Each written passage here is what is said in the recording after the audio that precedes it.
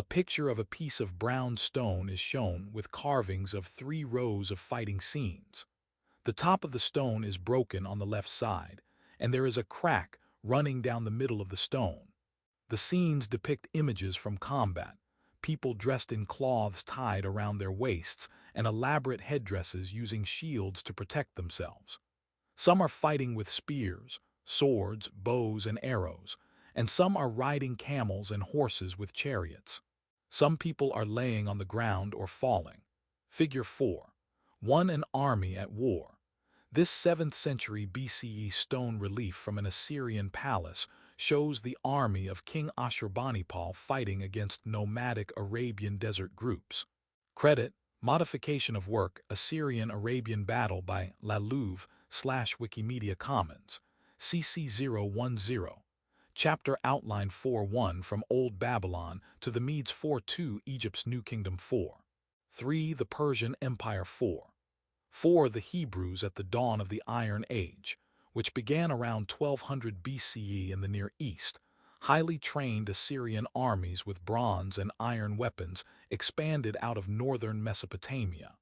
Within a few centuries, their conquests had provided the Assyrians with an empire larger than the Near East had ever seen. Relying on archaeological finds like this detailed relief, as well as textual documentation from the Bible and other sources, historians have pieced together the history of this once mighty state. Figure 4. 1. The Assyrians conquered the kingdom of Israel in the 8th century BCE, added Egypt to their lands in the 7th century BCE, and held it all together with a combination of ruthless military tactics, efficient state organization, and a wide network of royal roads. They left a powerful regional legacy, yet theirs is just one of many empires that rose and fell in the complicated and dangerous world of the ancient Near East. Though these local power brokers were linked by the shared heritage of a Sumerian past, including influences such as cuneiform and Hammurabi's law code, their rapid succession speaks to the level of rivalry and conflict experienced by the people of the area. Yet the same chaos led to important innovations in all aspects of society, particularly military technology. A timeline of the events from this chapter is shown. 1792 BCE, Code of Hammurabi written. A picture of a black stone carving with a sitting person passing something to a standing person is shown. 1650 BCE, Hittites dominate central Anatolia. 1550–1068 BCE, Egypt dominates the Near East. 1400 BCE, earliest possible date for birth of Zoroastrianism. A picture of a stone carving of a large bird with a man's head and its wings spread is shown. 1258 BCE, Hittites and Egyptians sign Egypto-Hittite peace treaty. A picture of pieces of a stone tablet with writing on it is shown with glass replacing the pieces that are missing. 1200 BCE, Iron Age begins in Near East. 670 BCE, height of Neo-Assyrian Empire. A picture of a stone tablet with horses and men with weapons riding a chariot is shown. 597 BCE, Babylonian exile of Judeans begins. 559 BCE, Cyrus the Great rules Persia. 550 BCE, Neo-Babylonian Empire controls much of Near East. 484 BCE, birth of Herodotus. A white stone bust of a man with a beard and large eyes and nose is shown. Figure 4:2 timeline, the Near East. Credit 1792 BCE. Modification of work, Louvre Hammurabi's Code by Aaron/Flicker, CC by 20. Credit 1400 BCE. Modification of work, Persepolis, Tripolin, Eastern Gate 2 by Marco Prinz/Wikimedia Commons, CC 010. Credit 1258 BCE. Modification of work, Treaty of Kadesh by Iacana/Museum of the Ancient Orient/Wikimedia Commons, CC by 30. Credit 670 BCE. Modification of work, Ancient Assyria bas-relief of Lion Hunt, Nimrud, 883–859 BC by Gary Todd/Flicker, public domain. Credit 484 BCE. Modification of work Marble Bust of Hero Dodos by the Metropolitan Museum of Art. Gift of George F. Baker. 1891/Wikimedia Commons. Public domain. A map of the world is shown. Water is blue and land is white. A rectangular section is outlined with a red box which includes the countries of Egypt, Turkey, Israel, Lebanon, Syria, Azerbaijan, Georgia, Iraq, Saudi Arabia, United Arab Emirates, Iran, Turkmenistan, Uzbekistan, Afghanistan, and Pakistan. Figure 4. 3 Locator Map, the Near East. Credit, Modification of Work World Map Blank Shorelines by Maciej Jarrow / Wikimedia Commons, Public Domain. Learning objectives. By the end of this section, you will be able to describe the geography of the ancient Near East, discuss the political norms, technological innovations, and unique social attributes of the major city-states of the ancient Near East, explain how city-states of the ancient Near East interacted with their neighbors when Sargon of Akkad built Mesopotamia's first empire in approximately 2300 BCE. He inaugurated a new era in the Near East. Though it lasted only about a century and a half, his model of imperial expansion and administration was followed by a number of successive regional powers in the region. The third dynasty of Ur and Hammurabi's Babylonian kingdom were in many ways imitators of Sargon's earlier example. Later powers like the Hittites, Neo-Assyrians, and Neo-Babylonians continued to borrow from earlier empires and added unique traits as well. Within these different empires existed a diverse assortment of peoples, social classes, religions, and daily practices. From the archaeological record and surviving documents, historians have cataloged these groups and learned a little about how they lived. Power politics in the Near East. The end of the 3rd millennium BCE was a transformative, if sometimes chaotic, period in Mesopotamia. Foreign invaders from the north, east, and west put tremendous pressure on the rulers of the 3rd dynasty of Ur, the last Sumerian dynasty. One of the greatest threats came from nomadic peoples, then living in the desert regions of Syria. Raiding by these Amorites was considered such a problem that in approximately 2034 BCE, Shu-Sin, ruler of Ur, constructed a 170-mile wall from the banks of the Euphrates to the Tigris to keep them out. The strategy ultimately failed, and in the reign of Shu-Sin's son Ibi-Sin, the Amorites breached the wall and began attacking cities. They were soon joined by the Elamites from the east. As raids by these groups increased in volume and intensity, city after city fell, and the 3rd dynasty of Ur disintegrated. By around 2004 BCE, all that remained of Ibi-Sin's empire was the city of Ur itself. In that year, it too was sacked by the Elamites and others. Amorites then spread out across Mesopotamia, establishing powerful cities of their own. They adopted the region's existing religious traditions, its local customs, and the Akkadian language. They also embraced the political culture of rivalry, and their 2 most prominent cities, Isin and Larsa, fought for supremacy. The drive for dominance stoked the same kinds of innovation and expansion that had characterized the first city, Ur. The rise of Babylon. During the later stages of the competition between Isin and Larsa, a new power emerged in southern Mesopotamia. This was the city of Babylon. Unlike Ur, Babylon had not previously been an important city-state. Its name is of unknown origin and was likely pronounced Babel. Akkadian speakers of the area called it Babili, which meant gateway of the gods. In 1894 BCE, an Amorite chieftain named Sumuadam took the city and installed himself as ruler. His successors expanded their control over the surrounding area, building public works projects and digging canals. But this expansion was modest, and by about 1800 BCE, Babylon controlled only a relatively small territory around the city itself. Indeed, at this time, it was just one of a handful of small states making up a loose coalition in Mesopotamia. It was during the reign of Hammurabi in 18th century BCE that Babylon rose as a center of power and the administrative capital of a new Mesopotamian empire. Figure 4. 4. Early in his reign, Hammurabi made an alliance with the powerful Assyrians to the north. This pact gave him the protection he needed to expand his kingdom, taking control of Isin, Uruk, and other key cities of southern Mesopotamia. Soon Babylon had become a major center of power in the south and the target of rival kingdoms. In approximately 1764 BCE, a coalition led by the city-states of Elam and Eshana invaded Babylonian territory, hoping to capture Hammurabi's powerful realm, but it failed, and Hammurabi turned his attention to the south. Eventually, he sent his armies even against his former ally, Assyria.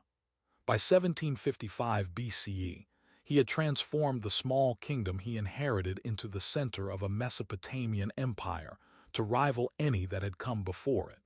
A picture of a rounded black stone carving on a beige background is shown. Various sized holes are strewn all throughout the stone. A man in a long, ruffled skirt is shown, seated at the right in a tall chair with his feet resting on a bricked platform. He wears a tall, pointed headdress that extends down his bare chest in thin rows. He is shown handing a long, thin object with his right hand to a man standing in front of him, dressed in a long robe and a round hat. No facial details are seen. Figure 4-4 Hammurabi. This relief at the top of a 7-foot stone stele from the time of King Hammurabi shows him, at left, receiving his royal insignia from a seated god, likely Marduk.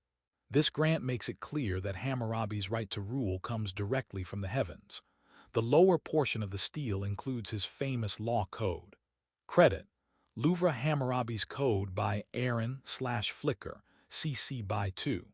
0. At its height during Hammurabi's reign, the Babylonian Empire stretched from the upper reaches of the Euphrates River, not far from modern Aleppo in the north, to the Zagros Mountains in the east and the Persian Gulf in the south, figure 4. 5. But these extensive borders did not long survive the death of Hammurabi himself.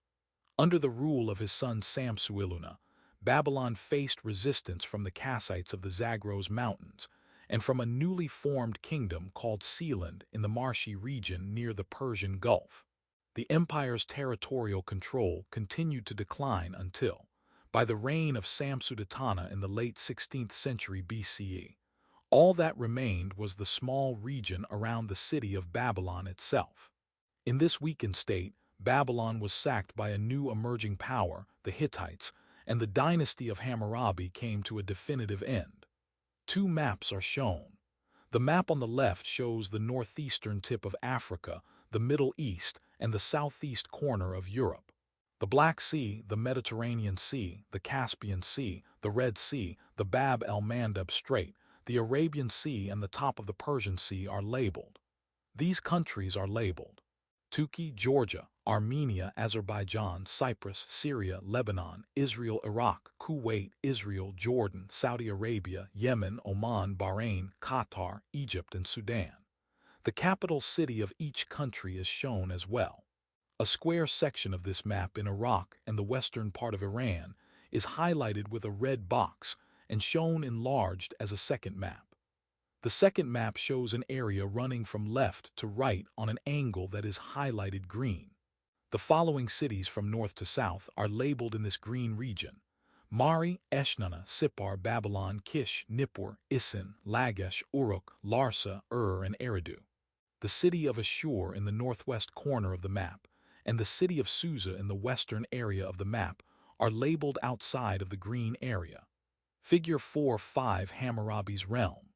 Under Hammurabi, the Babylonians expanded out of Babylon to conquer much of Mesopotamia and construct the region's first empire, shown here in green.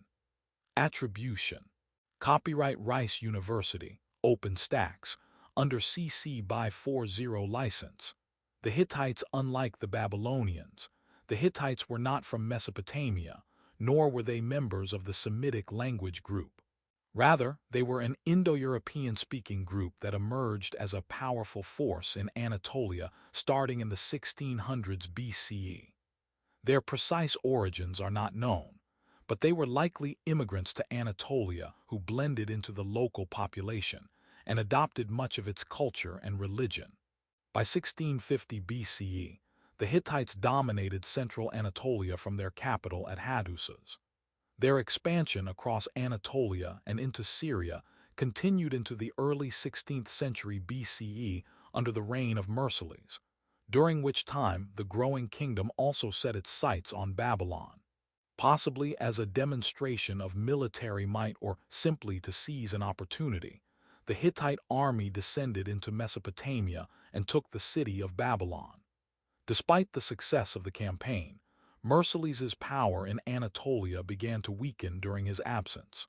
He was assassinated soon after he returned, and the Hittite Empire began to crumble as its subject kingdoms rebelled, and it was consumed by war. By 1500 BCE, order had been restored, but the new rulers struggled to return the Hittites to their former glory. Beginning with the rise of the Hittite king Tudhalias I in 1420 BCE, the Hittite Empire experienced a revival and new imperial growth, figure 4-6. By the reign of Suppiluliuma I in the mid-14th century BCE, it had become arguably the most powerful empire in the Near East and a major rival of New Kingdom Egypt. The two realms vied for control of the eastern Mediterranean in the 1300s and 1200s BCE, eventually facing off in the epic Battle of Kadesh in 1274 BCE.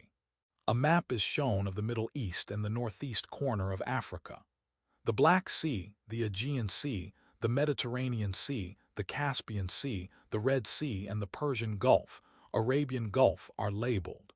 Most of the country of Turkey is highlighted green as well as most of Syria and Lebanon. Most of Iraq is highlighted orange and labeled Mesopotamia. The orange also overlaps part of the green in Syria and the southeastern edge of Turkey. The country of Israel is covered with black dots. The black dots overlap the green highlights in Syria and Lebanon as well as some of the orange in Syria and the southern portion of Turkey. The black dots are labeled Levant. Along the western coast of Turkey, the regions are labeled from north to south, Wilusa, Seha Land, and Arzawa. Along the Mediterranean coast of Turkey, the regions are labeled Lucca, Tarhintasa, and Kizyuanda from west to east. In the middle of Turkey, the regions are labeled Patasa and Lower Land, and in the east there are labels for Kaska, Land of Hatti, Upper Land, and Isua. An island south of Turkey is labeled Alasya. The areas where the green, orange, and black dots overlap has labels for the regions of Hurrian lands, Mitanni, Amaru, Nuhas, Amka, and the Syrian desert. In Saudi Arabia along the Tigris River is an area labeled Assyria. Cities labeled in Turkey from west to east include Troy, Milawata, Hattusa, and Kanish. In the Middle East the cities labeled include Carchemish, Alala, Aleppo, Ugarit, Katna, Kadesh, Gubla, Damascus, Babylon, and Jerusalem. In Egypt the city of Cairo is labeled on the Nile River. Figure 4-6. The Hittite Empire. Shown in green at its greatest extent in the 13th century BCE, the Hittite Empire included all of Asia Minor to the borders of Assyria and parts of Syria. Attribution. Copyright Rice University, OpenStax, under CC by 40 license. Generally accepted as a draw or possibly a narrow Hittite victory. The fighting at Kadesh is most memorable for ultimately leading the two forces to recognize that they had more to gain from peace than war. In 1258 BCE, the Hittite king Hattusilis II and the Egyptian pharaoh Ramesses II signed one of early history's greatest peace treaties, figure 4-7. The agreement confirmed Hittite control of Syria and Egyptian dominance over the Phoenician ports of the eastern Mediterranean. However, little more than 50 years later, the once powerful Hittite empire collapsed, never to reappear. A picture of two pieces of a brown stone tablet are shown on a black, maroon and beige background held up by a wire stand. Fragments of the top half of the stone and the small piece of the right side have script on them, while the pieces that are chipped off show the smooth stone underneath. Clear, thick glass is shown replacing the pieces of the stone that are missing in the bottom half. Figure 4-7, the Egypto-Hittite Peace Treaty. These carved fragments are from one of many copies of the Egypto-Hittite Peace Treaty of 1258 BCE. Credit, Treaty of Kadesh, by Iacana/Museum of the Ancient Orient/Wikimedia Commons, CC by 3. The Hittite Empire was not the only important Near Eastern power to disintegrate during this period. Across the eastern Mediterranean and Mesopotamia, beginning around 1200 BCE, kingdoms and empires from Greece to Mesopotamia went into a decline so extensive it is now called the Late Bronze Age collapse. Although its trigger remains unknown, the collapse coincided with widespread regional famine, epidemic disease, war, and waves of destructive migrations across the eastern Mediterranean. By the time calm returned around 1100 BCE, the region had entered a new era, the Iron Age. This was a period in which iron replaced bronze as the metal of choice for tools and weapons, and new and more sophisticated empires expanded across the Near East. The Neo-Assyrian Empire for a few centuries after the Late Bronze Age collapse, Mesopotamia experienced transformations that dramatically reshaped the region and set the stage for a new imperial era. During the 11th and 10th centuries BCE, decline came to both Assyria and especially to Babylonia, where dynasties competed for control. Complicating the situation for the Babylonians, a Semitic group of unknown origin called the Chaldeans took control of far southern Mesopotamia during this period. Assyria in the north fared a little better, but also struggled to re-establish control over northern Mesopotamia. One of the major factors limiting Assyria's ability to grow was the presence of a group of West Semitic semi-nomads called Aramaeans. The Aramaeans likely emerged first in southern Syria. They exploited Assyrian and Babylonian weakness to expand into Mesopotamia, disrupting Assyrian trading routes as they went. By the 10th century BCE, they had become the dominant population in western Mesopotamia and controlled a number of powerful kingdoms there. It was only around 900 BCE that Assyria was able to re-establish control over northern Mesopotamia.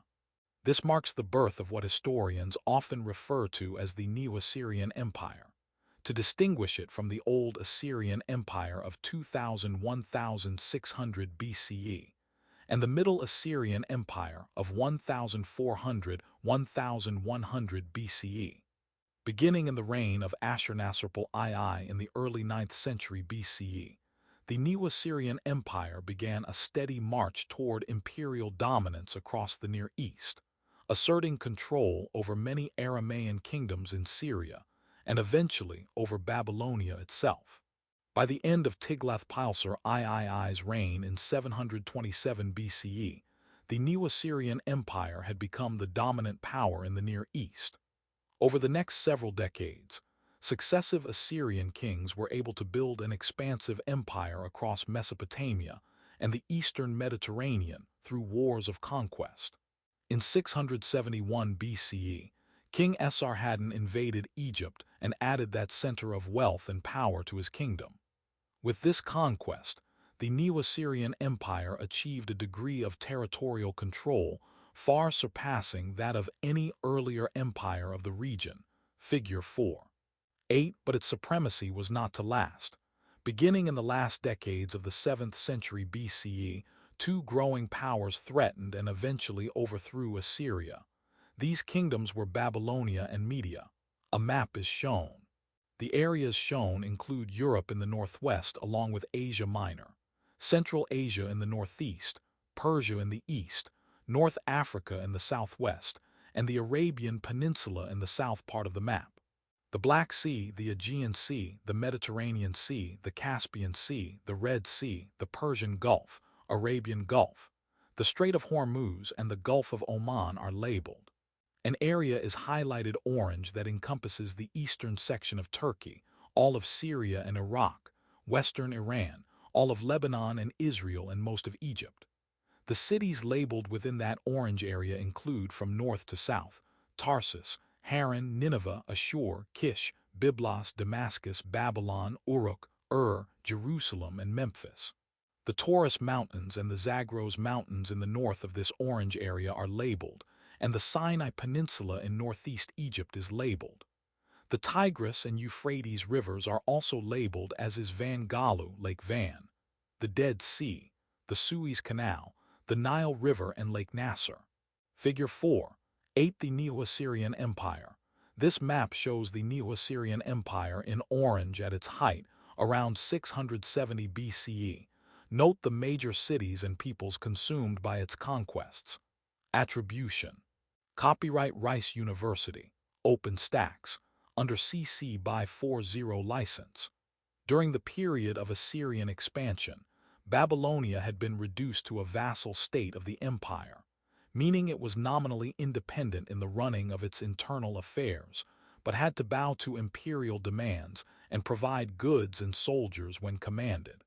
But in 616 BCE, the Chaldean Babylonian ruler Nabopolassar attempted to take advantage of a period of Assyrian weakness by launching a bold attack against the old Assyrian capital of Assur. Although the attack failed, it encouraged the Median dynasty to risk its own attack into Assyria. The Median Empire, a kingdom in northwestern Iran, had only recently unified and strengthened, largely because Assyria had devastated the rival kingdoms around it, such as Elam. The attack on Assyria proved successful, and Assur was destroyed in 614 BCE. Shortly afterward, the Babylonians and the Medes entered into an alliance to overthrow Assyria. Assyria received support from Egypt, but it was unable to prevent the Babylonian-Median alliance from overwhelming its forces and capturing its cities. In 612 BCE, the Babylonians and the Medes reduced the once great Assyrian city of Nineveh to rubble, killing the Assyrian king in the process. The remaining Assyrian forces fled west and held out for a few more years. By 605 BCE, however, the Assyrian Empire had been defeated and its people carried off into slavery. The victors divided the spoils. The Median Empire took the areas to the east, north, and northeast, and expanded its control to central Anatolia, much of western Iran, and the southern area between the Black and Caspian Seas. The Babylonians, often called the Neo-Babylonians to distinguish them from Hammurabi's subjects in the Old Babylonian period, took control of the western portion of the former Neo-Assyrian Empire. This included much of Mesopotamia, Syria, and the important Phoenician ports along the Mediterranean, figure 4-9. Under King Nebuchadnezzar II, they waged war in Syria and the eastern Mediterranean to weaken Egypt's power. Then, in 601 BCE, Nebuchadnezzar attempted a bold invasion of Egypt itself, only to be repulsed by strong resistance. A map of the Middle East is shown with southwest Europe in the top left corner and northeast Africa at the bottom left. The Black Sea and the Caspian Sea are shown in the north. The Aegean Sea and the Mediterranean Sea are shown in the west, and the Red Sea, the Persian Gulf, Arabian Sea, the Strait of Hormuz, and the Gulf of Oman are shown in the south. An upside-down U shape is highlighted green from the west coast of Arabia up through Israel, Lebanon, Syria, and into the southeast corner of Turkey, and then back down through Iraq ending at the Persian Gulf. The cities of Jerusalem, Damascus, and Babylon are labeled within the green area. Memphis is labeled in Egypt. The Caucasus Mountains are labeled to the west of the Caspian Sea, and the Taurus and the Zagros Mountains are labeled in Turkey and Iran, respectively. Figure 4-9. The Neo-Babylonian Empire. By 550 BCE, the Neo-Babylonian Empire, shown in green, had extended its control over Mesopotamia, Syria, and Judah, and even into the Arabian Peninsula.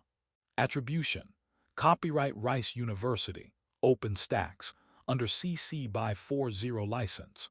Foreign affairs and trade. The many city-states, kingdoms, and empires of Mesopotamia operated in a complex world in which both risks and rewards for rulers were extremely high. War was especially common, and diplomatic mistakes could have costly consequences. Kings preferred to avoid war if possible and maintain healthy diplomatic relationships with others instead. A smaller kingdom, for example, might find it advantageous to seek an alliance with a large regional power like Assyria, Babylonia, or the Hittite Empire. Sending sons and daughters to rival kingdoms in marriage also helped forestall war and build cultural and familial bridges between competitors. The Hittite king Suppiluliuma attempted to marry one of his sons into the Egyptian royal family, which would have united these two regional powers and competitors. That marriage never took place, but many others did. Ambassadors were a key part of Mesopotamia's complex diplomatic world. Kings frequently sent their representatives to friendly and even rival kingdoms to mend or strengthen relationships, a vital task frequently performed under extreme pressure. A wrong move could start a war. As they are today, however, such emissaries were guaranteed certain protections. In ordinary situations, they could expect to be free to leave unharmed when the situation demanded it, to be exempt from certain taxes, and to have their property respected. But if war broke out between the two kingdoms, an ambassador could get caught in the middle. Gift-giving was an important part of the ambassador's role. When sent to another kingdom, emissaries frequently carried with them an offering of high value for the king who received them, and on their return home, their king expected a present of equal or greater worth. This exchange of gifts demonstrated respect and goodwill between the rulers. Returning empty-handed suggested the foreign king was breaking off diplomatic relations or had even become hostile. Occasionally, an ambassador might be unable to return home, either because the relationship between the two kingdoms had gone sour, or because the foreign king refused to supply an appropriate gift. Rulers did not rely only on ambassadors for collecting intelligence in ancient Mesopotamia. They often employed spies to inform them of what was happening inside both rival and friendly foreign kingdoms. These could be merchants, sailors, artisans, or refugees fleeing foreign lands. Hammurabi, for example, made frequent use of espionage. Not only did he recruit agents of all types to keep tabs on other kings, but he even established a special intelligence bureau in the palace at Mari to collect, translate, and analyze documents provided by his many spies. The most common uses of this intelligence were to anticipate war, learn about troop movements, and assess the strength of a foreign kingdom before putting an army into the field. Using spies was risky, however, because the very nature of the work suggested that such agents were never to be trusted, and betrayal was always a possibility. An even greater risk was borne by the spies themselves, who could expect a painful death if caught. Long-distance trade was another important point of contact between different kingdoms around the region. Archaeological work has unearthed a wealth of information about the trading networks that crisscross the Near East and beyond. As early as the empire of Sargon of Akkad, Mesopotamian traders operating in the Persian Gulf sailed as far as modern-day Pakistan to trade with the people of the Indus River Valley. Large empires had an interest in encouraging trade and maintained roads and bridges across the Near East for that purpose. The Assyrians were productive builders of roads and bridges that carried people and goods into and across their territory. Roads in the enormous Neo-Assyrian Empire were managed by a central government authority to ensure that the movement of goods and especially of soldiers proceeded unhindered. By today's standards, the long-distance roads that crisscrossed this landscape were often of poor quality. They were generally unpaved and were maintained by local authorities, who would frequently carve a new road alongside the old one after years of wear. In the desert regions where soil was firm, the roads might be straight, while in more diverse terrain, they might wind around mountains and other imposing obstacles like swamps. Traveling between cities on such roads could take several weeks, even over relatively short distances. Traders could expect some form of protection from local rulers, however, in exchange for paying custom fees and duties. Access to foreign goods and raw materials was a major concern of empires in the Near East. In Mesopotamia in particular, vital resources like stone, timber, and metal ores were scarce, and they had to be procured in large quantities from distant locations. The flow of these goods into imperial centers often took the form of tribute payments, much like a tax, from vassal or subjugated kingdoms, figure 410. However, tribute was not the only mechanism for international trade. During the Old Assyrian period, c. 2000–1600 BCE, for example, Assyrian traders traveled between Mesopotamia, Anatolia, and even Afghanistan trading in valuable goods like copper, tin, and textiles. Copper and tin were especially important because they are the ingredients needed to make bronze, the primary material for manufacturing metal tools and weapons in this period. The Assyrians even established merchant colonies in Anatolia where they exchanged tin and textiles for silver and gold. A picture of a brown-stained, scratched, and cracked stone is shown. There are two rows of scenes shown.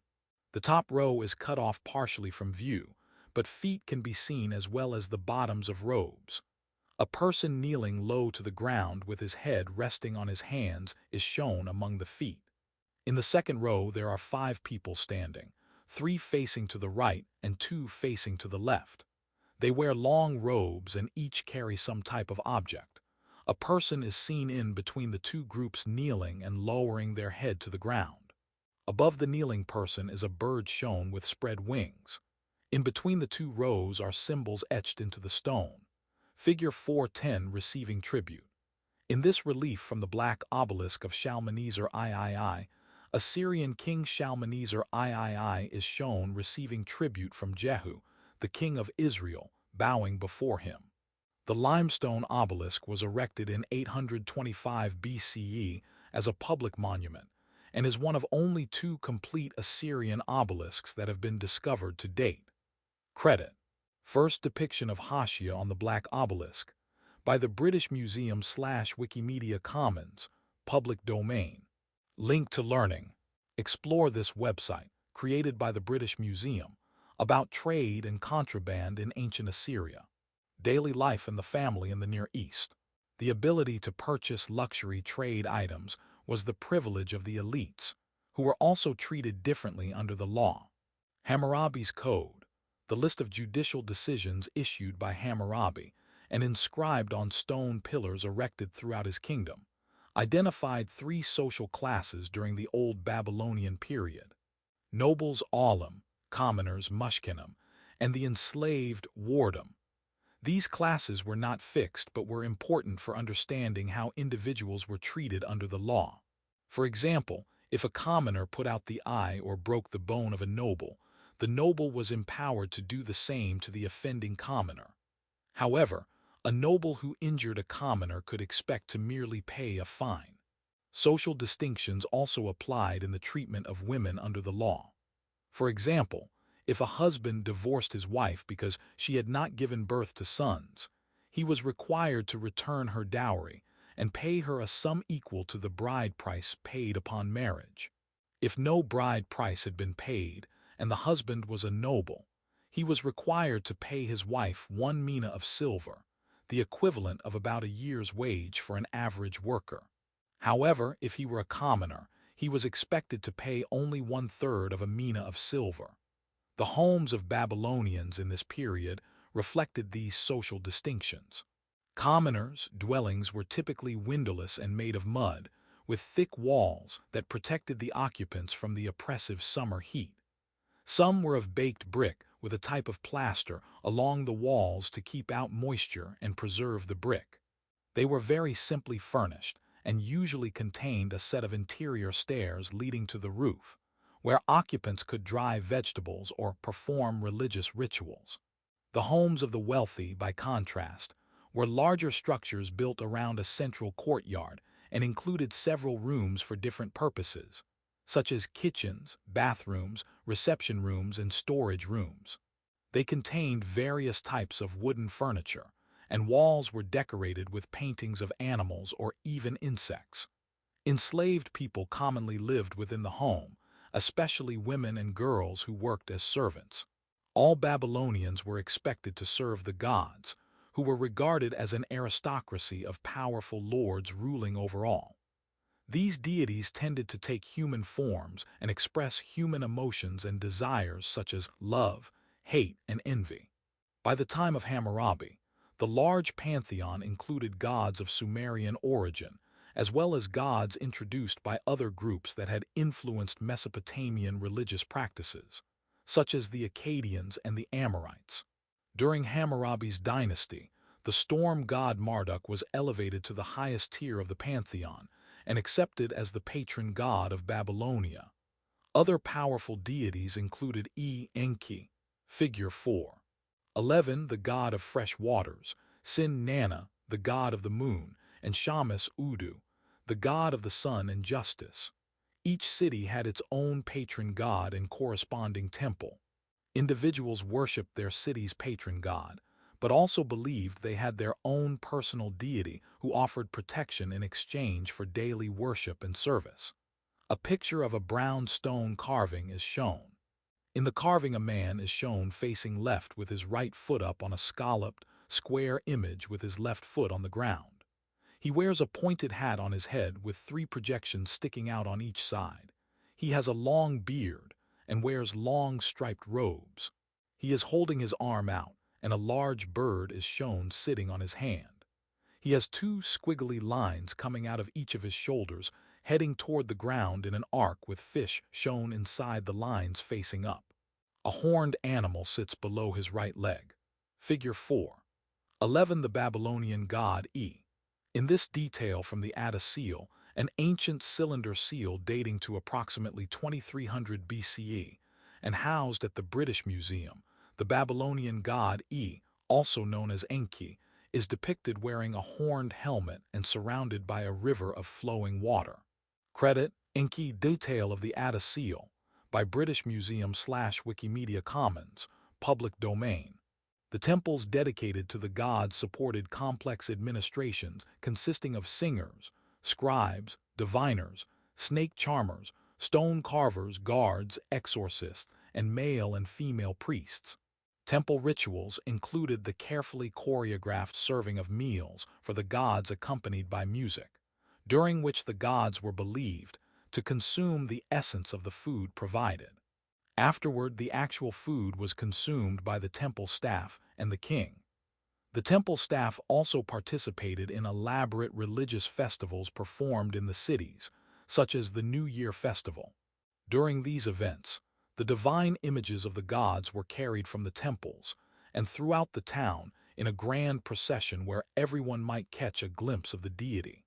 Since Assyria was also part of the larger Mesopotamian world, there were many social and cultural similarities between the Babylonians and the Assyrians.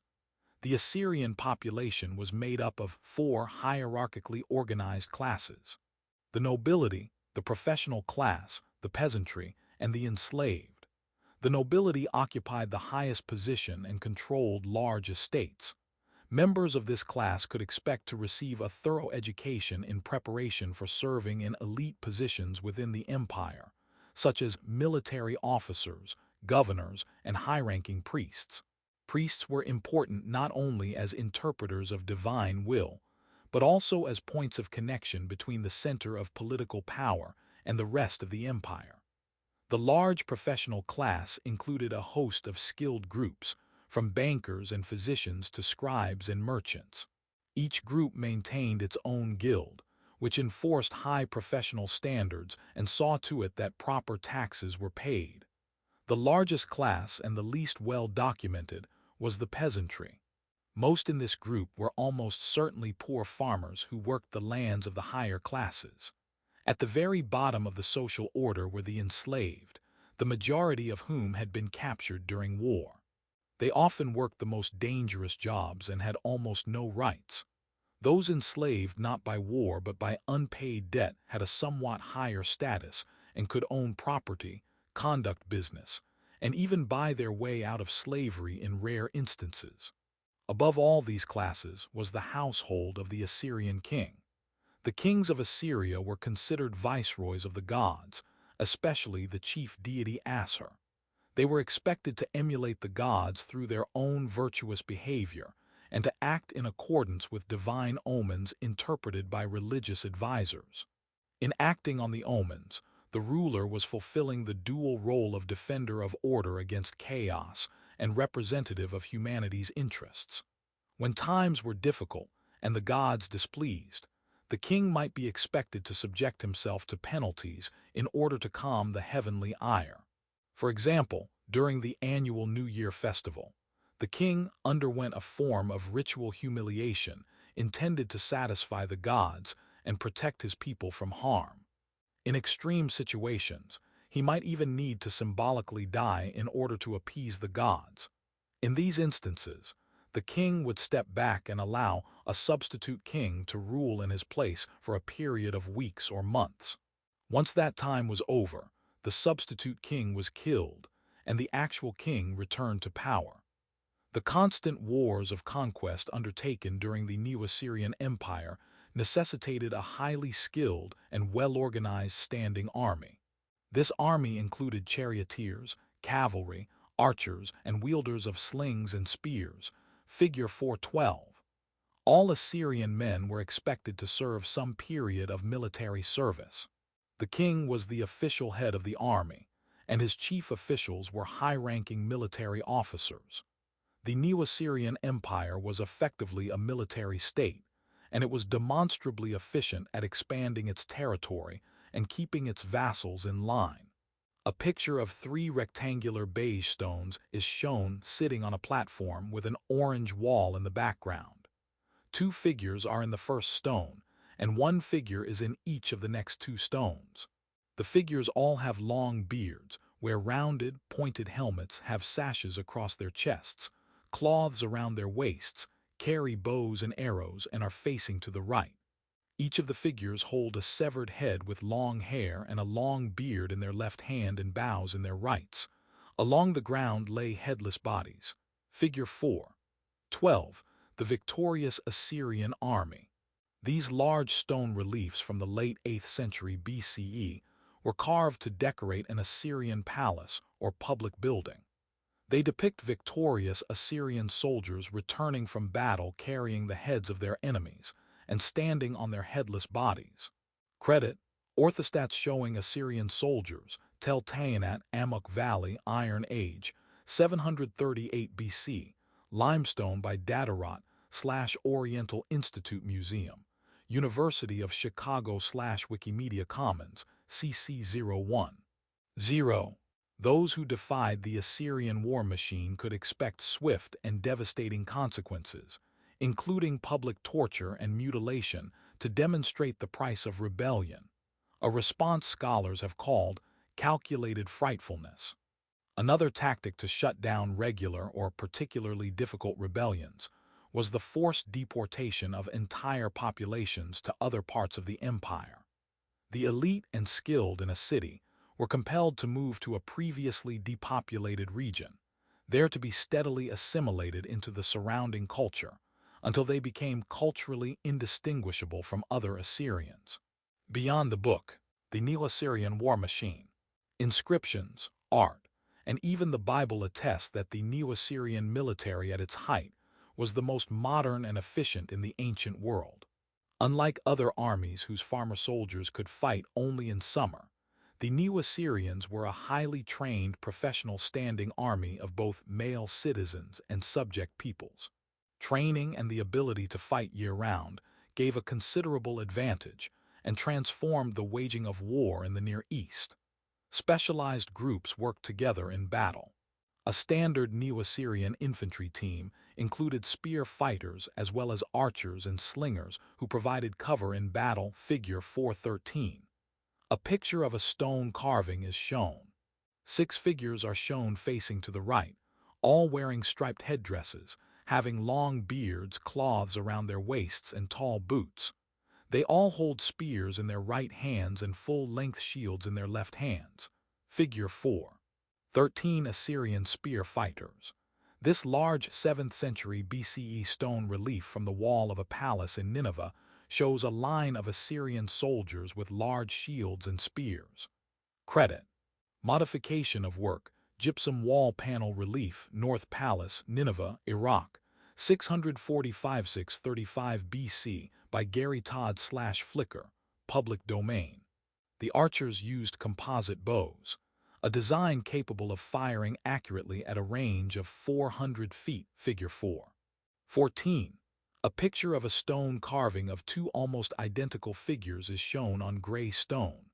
Both figures are facing left, wearing rounded helmets with long hair and beards, cloths tied with long sashes around their waists, and barefoot. Both figures carry bows in their left hands, axes at their waists, and quivers on their backs. Figure 4. 14 Neo-Assyrian archers. Helmeted Neo-Assyrian archers carry large bows in this relief from about the 8th century BCE, which once decorated the palace of Sennacherib. Credit. Modification of work. Ancient Assyria bas-relief of armed soldiers. Palace of King Sennacherib, 746–89 BC, by Gary Todd/Flickr. Public domain. Four-wheeled chariots had featured in Mesopotamian warfare since at least 3000 BCE, but the two-wheeled, horse-drawn chariot that appeared around 2000 BCE proved far superior. Figure 4. 15. Neo-Assyrian fighters often assembled in squadrons of 50 chariots, each with a driver and an archer carrying swords and clubs for close combat. A picture of a gray stone carving is shown with a crack running down the middle and a piece missing from the top right. The scene depicts two figures in the back of a standing chariot being pulled by two horses chasing a lion. The two figures wear long headdresses, have long beards, and have cloths around their waists. The figure in the back holds the reins of the chariot, while the figure in the forefront aims a bow and arrow to the right. A spear sticks out the back of the chariot. The two horses pulling the chariot have elaborate dacre on their heads, and their front legs are in the air. The muscular lion is facing backward toward the horse and chariot and baring its teeth. Arrows stick out its head and shoulders. Figure 4. 15 Assyrian charioteers. This Assyrian stone relief from the 9th century shows charioteers on a lion hunt. A similar vehicle served in battle. Credit.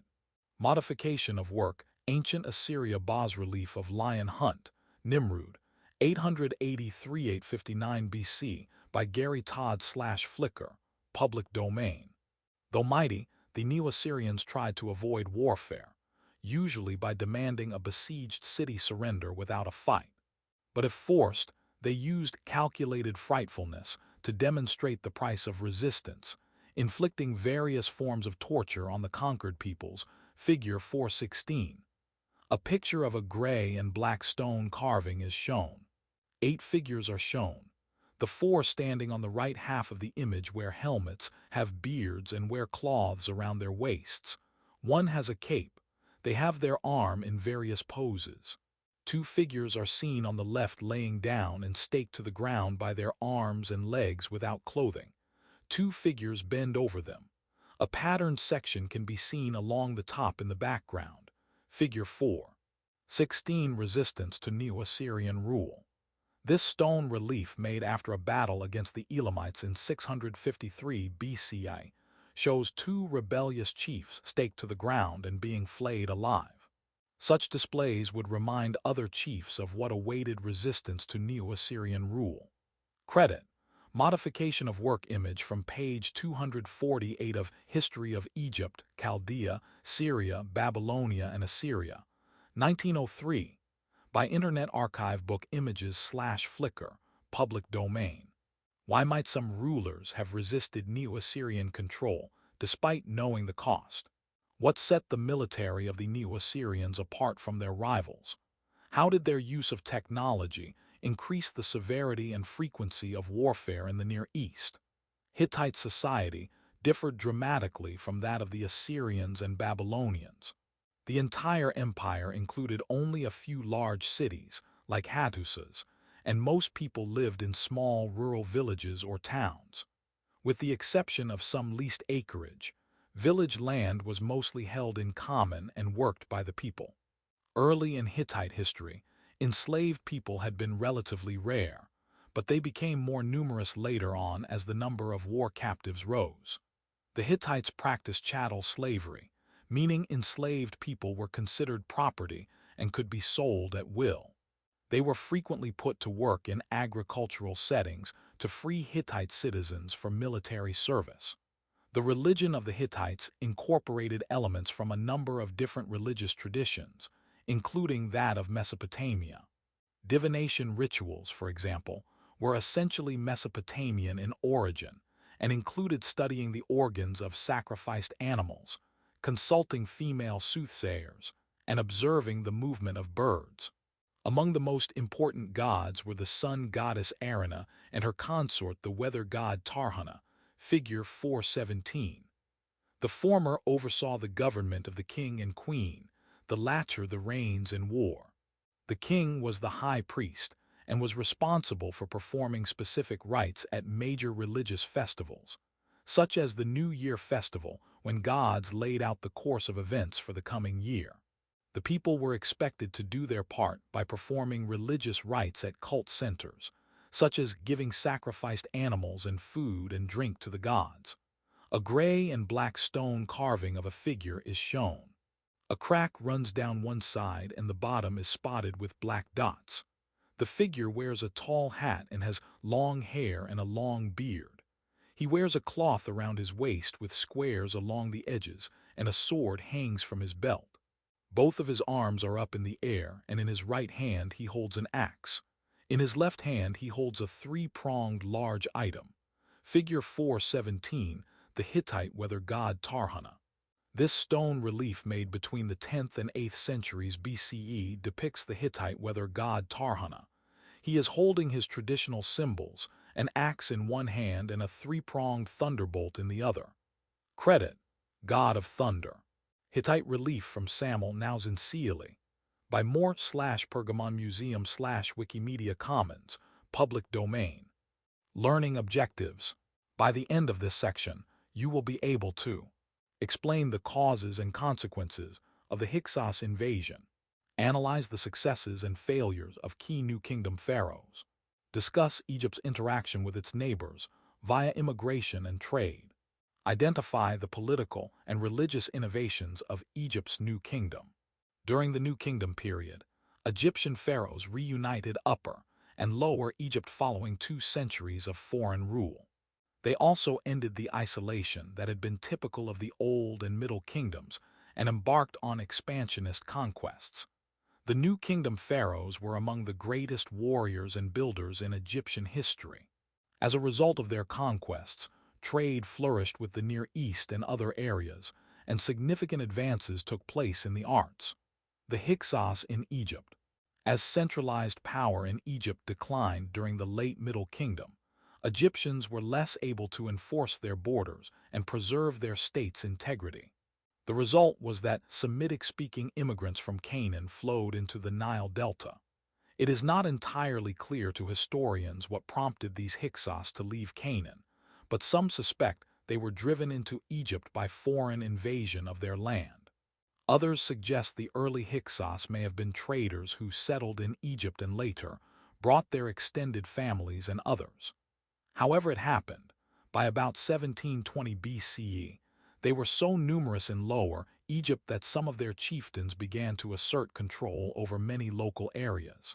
This transformation coincided with the onset of the Second Intermediate Period, c. 1720–1540 BCE, and the general collapse of centralized Egyptian rule. Over the next several decades, many more Canaanite migrants made their way across the Sinai and into Lower Egypt. During this period, several Egyptian princes held onto power despite the changes occurring around them. Then, around 1650 BCE, One group of recently arrived Canaanites challenged the remaining princes, overthrew them, and assumed control of the entire delta, inaugurating an important new period in Egyptian history. These Canaanites are often referred to as the Hyksos. While that name is a much later Greek corruption of the Egyptian Hekaukasat, meaning chieftains of foreign lands, it has stuck. The Hyksos ruled the delta for more than a century, from approximately 1650 to 1540 BCE. After they had been defeated, Egyptian tradition described their rule as one of wanton destruction, including the enslavement of Egyptians, the burning of cities, and the desecration of shrines. However, these descriptions are almost certainly rooted more in later New Kingdom propaganda than in reality. Like many others who came to Egypt, the Hyksos readily adopted Egyptian culture, art, language, writing, and religion. They established their own dynasty, but relied on Egyptian patterns of rule and even included Egyptians in their bureaucracies. Hyksos rule appears to have benefited Egypt in a number of ways. It was likely the Hyksos who brought sophisticated bronze-making technology into Egypt from Canaan. For example, the advantages of bronze over softer materials like copper were obvious to Egyptians, and the metal soon became the material of choice for weapons, armor, and other tools where hardness was desired. The Hyksos also introduced composite bow technology, which made archery faster and more accurate. New types of protective armor, and most importantly, the horse-drawn, lighter-weight chariot with spoked wheels. They may have brought the horse itself to Egypt in this period, but we do not know for sure. The chariot, however, was an especially important arrival.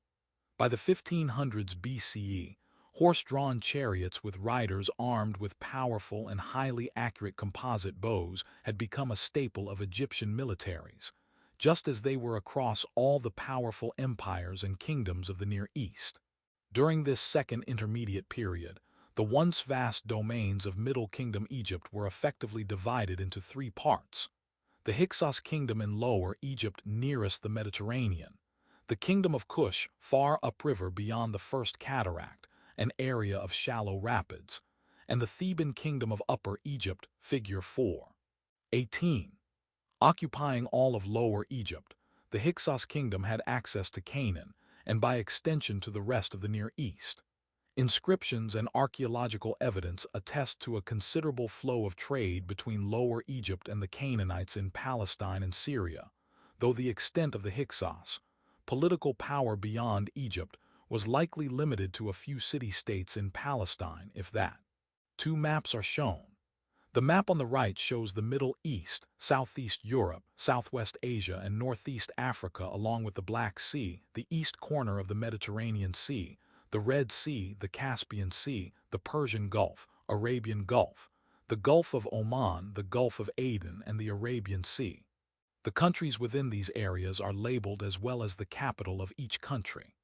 A rectangular area in northeast Egypt including the Red Sea and northwest Saudi Arabia, Jordan, Israel, and part of Iraq and Syria is shown with a red border and enlarged in the second map on the left. This map shows a circular area in northeast Egypt, western Jordan, and western Saudi Arabia highlighted in green and labeled Hyksos Kingdom. Within this area, the cities of Avaris, Memphis, Iditoi, Abydos, Hugh, Thebes, and Edfa are labeled along the Nile River. A small circular area in the lower portion of the green circle is colored pink and labeled Theban Kingdom. The cities of Hugh, Thebes, and Edfa are located in this dotted area. South of the green area is a circular area highlighted orange and labeled Kingdom of Kush. Within this area are the cities of Buhan and Kerma. Along the Nile River there are labels with 1 degrees cataract, 2 degrees cataract, 3 degrees cataract, 4 degrees cataract, and 5 degrees cataract starting south of the city of Elephantina and ending far south of the city of Kerma. The city of Elephantina is labeled in between the green and orange areas on the Nile River. Figure 4:18. Three kingdoms in Egypt. During the Second Intermediate Period, Egypt was effectively divided into three kingdoms, those of the Hyksos, the Kush, and the Thebans. Attribution: Copyright Rice University, OpenStax, under CC BY 40 license. In the Theban kingdom, centered on the city of Thebes, indigenous Egyptian rulers still held sway. It is possible that, in the early years of their rule in Lower Egypt, the Hyksos were able to exert some indirect control over Thebes, but distance made direct rule nearly impossible. Still, the connections between the two kingdoms continued, perhaps with some intermarrying. The Theban kings resisted Hyksos' control of Lower Egypt. However, an alliance between the Hyksos and the Kingdom of Kush in the far south made any effort to oust the Hyksos extremely risky. It was only beginning in the 1550s BCE that a string of Theban Egyptian rulers were able to go on the offensive against the Hyksos. After multiple failed attempts, these rulers eventually succeeded in capturing large portions of Hyksos territory and bringing the fight to the edges of Avaris, the capital of Hyksos, Egypt. By approximately 1540 BCE, Pharaoh Ahmose I had broken the defenses around Avaris, destroyed the Hyksos kingdom, and reasserted Egyptian power in Lower Egypt, figure 419. He then turned his attention south to Kush and east to Palestine, extending Egyptian control over these regions as well. His reign ushered in a new period of Egyptian greatness called the New Kingdom. A gold image on a black background is shown. In the image, a figure on the left is standing with legs spread wearing a decorative headdress with a projection coming out of the front. He wears a cloth around his waist, bracelets and decorative arm and neck bands. His left hand is fisted and placed atop another figure that is almost kneeling on one knee facing him. The standing figure's other hand is clasping the elbow of the kneeling figure. The partially kneeling figure is wearing a simple round headdress and a cloth around his waist as well as arm, neck, and wristbands. Figure 4. 19 Ahmose I. This colorized image of a decorative feature on the blade of a ceremonial Egyptian axe shows Pharaoh Ahmose I killing a Hyksos. Ahmose's military victories ushered in Egypt's New Kingdom period. Credit: Pharaoh Ahmose I slaying a Hyksos axe of Ahmose I, from the treasure of Queen Ahotep II, colorized per source, by Georges Emile Jules Dercy/Annals du Service des Antiquités de l'Égypte/Wikimedia Commons, public domain. The Pharaohs of the New Kingdom. The New Kingdom period c. 1550–1069 BCE represents the pinnacle of Egyptian power and influence in the Near East.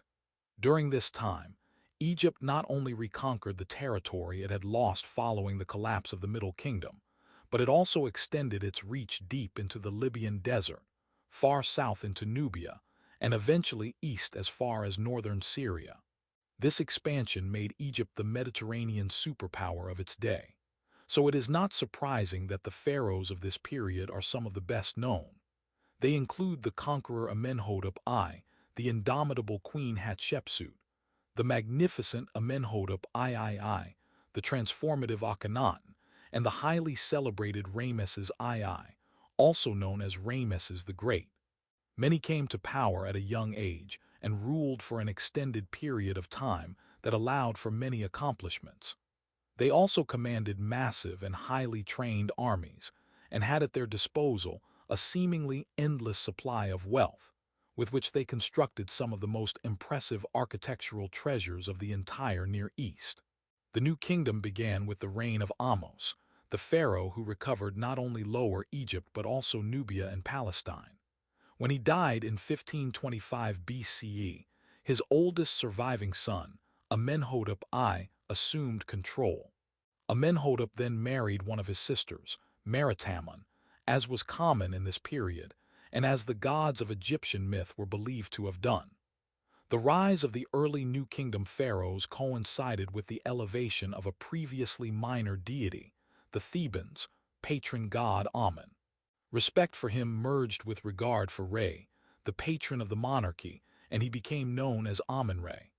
Amenhotep I and his successors built temples and other major public works in his honor, particularly the great temple of Amun at Karnak.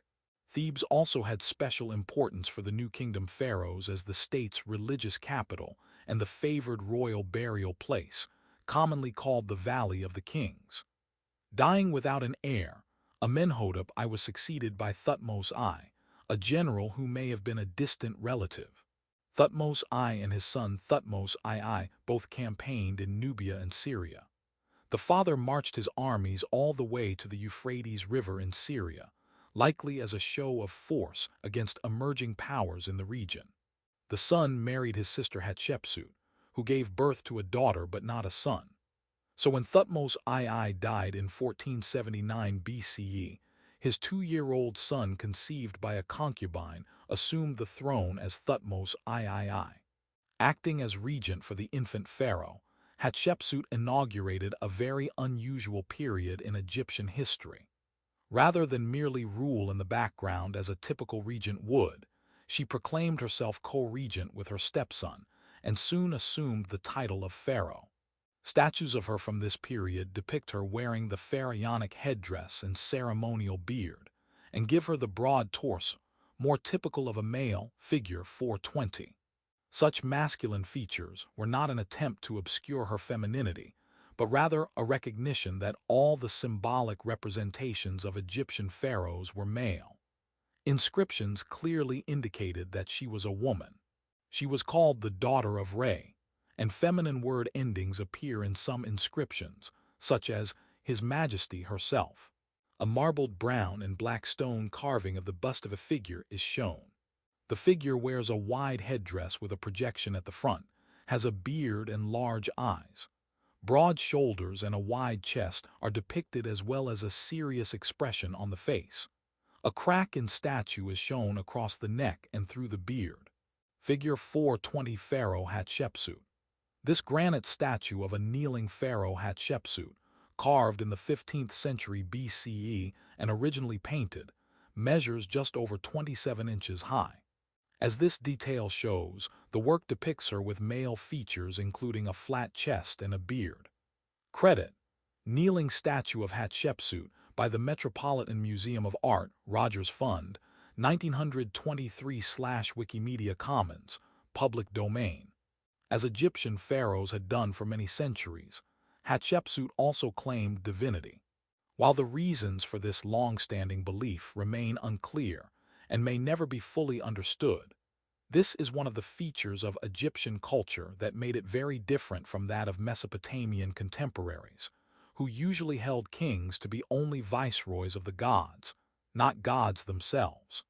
Unlike earlier pharaonic claims of divinity, however, Hatshepsut's included a detailed account of her heavenly origins in the form of a poem she had inscribed on the walls of her mortuary temple for all to see.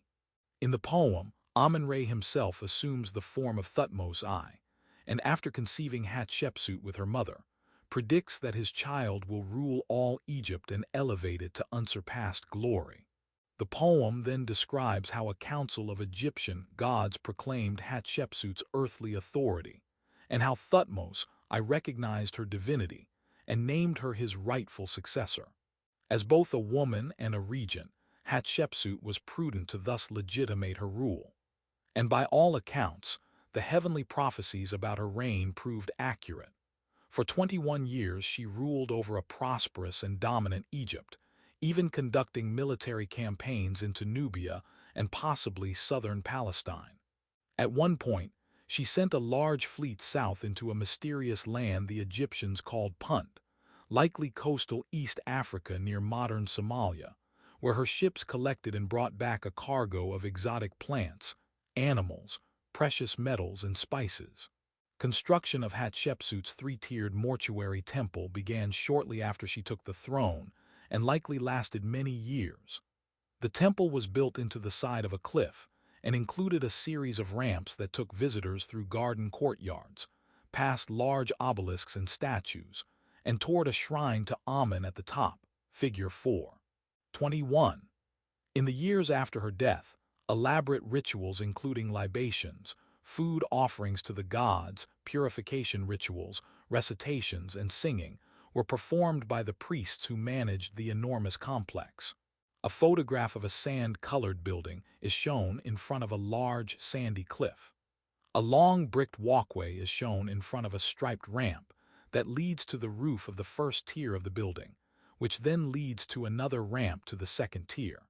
The 3 floors of the building show large, plain, rectangular openings. The background of the building is large, tall cliffs that are the same color as the building. A large, sandy-colored statue of an animal lying with its paws in front is shown to the right of the walkway. The forefront shows a sandy and rocky landscape. Figure 4. 21. The Temple of Hatshepsut. Hatshepsut's mortuary temple is located at Deir el-Bahri, beneath cliffs near the Valley of the Kings. Its large ramps and tiers were designed to blend neatly into the cliff behind it.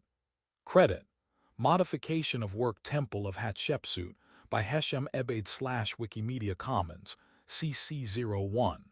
0.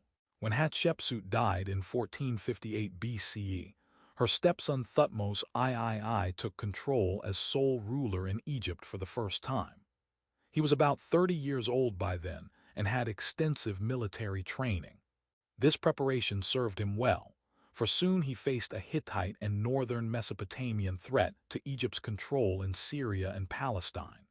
Leading his armies himself, he was able to neutralize the threats, launch a major raid across the Euphrates River, and take numerous Canaanite princes hostage so as to deter any uprisings from his vassals.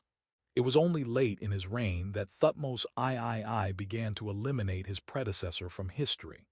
He had Hatshepsut's statues toppled and smashed, her name removed from monuments, and references to her scrubbed from the official king lists. The evidence suggests that he harbored no ill will toward his stepmother. Instead, her erasure from the record was probably part of Thutmose's process of paving the way for his son to rule in his own right in the future, without a dominant female like his stepmother to assert control. Amenhotep II, son of Thutmose III, continued the successful military campaigns against both Hittite and Mesopotamian threats to Egyptian influence in Palestine and Syria. His rule was followed by the short reign of Thutmose IV, likely a younger son, and the long and especially prosperous rule of Amenhotep III, known as the Magnificent. Amenhotep III's nearly 40-year reign in the 14th century BCE was a time of extended peace, during which numerous monuments to Egyptian greatness were constructed. These included the sumptuous palace at Thebes, the Serapeum, a temple of the god Serapis. At Saqqara, many temples for other gods, Amenhotep's own large mortuary temple, and a great many statues of himself. His reign was also marked by an increased emphasis on the Egyptian sun god Aton, one of many manifestations of Re Amenhotep's palace at Thebes, and the large royal barge upon which he and his queen glided along the Nile for important religious events were named for Aton. Toward the end of Amenhotep III's reign, he officially proclaimed himself the personification of Aton, and his servants greeted him as such. Under Amenhotep III's heir Amenhotep IV, the emphasis on Aton reached its fullest extent. Amenhotep IV built a new city downriver from Thebes that he called Amarna, the place where the solar orb is transformed. It was also known as Akhetaten.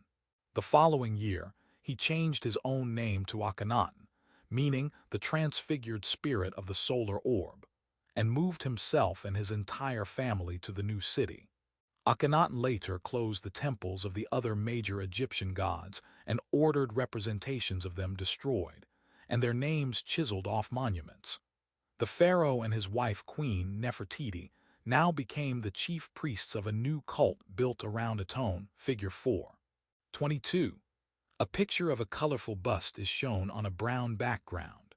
The bust shows a woman wearing a tall, oval blue headdress with a gold strip in front, and an orange, gold, green, and blue decorated stripe running all around the headdress across the middle and behind her right ear.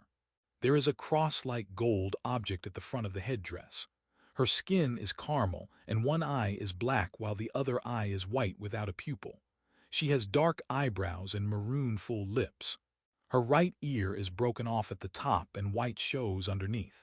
She wears a highly colorful necklace in the same colors as her headdress in various shapes and rows. The bottom edges of the bust are chipped and worn. Figure 4. 22 Nefertiti.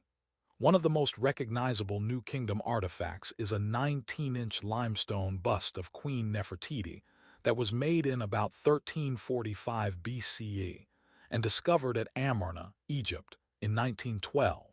Credit: Nefertiti statue photo from Rosicrucian Museum.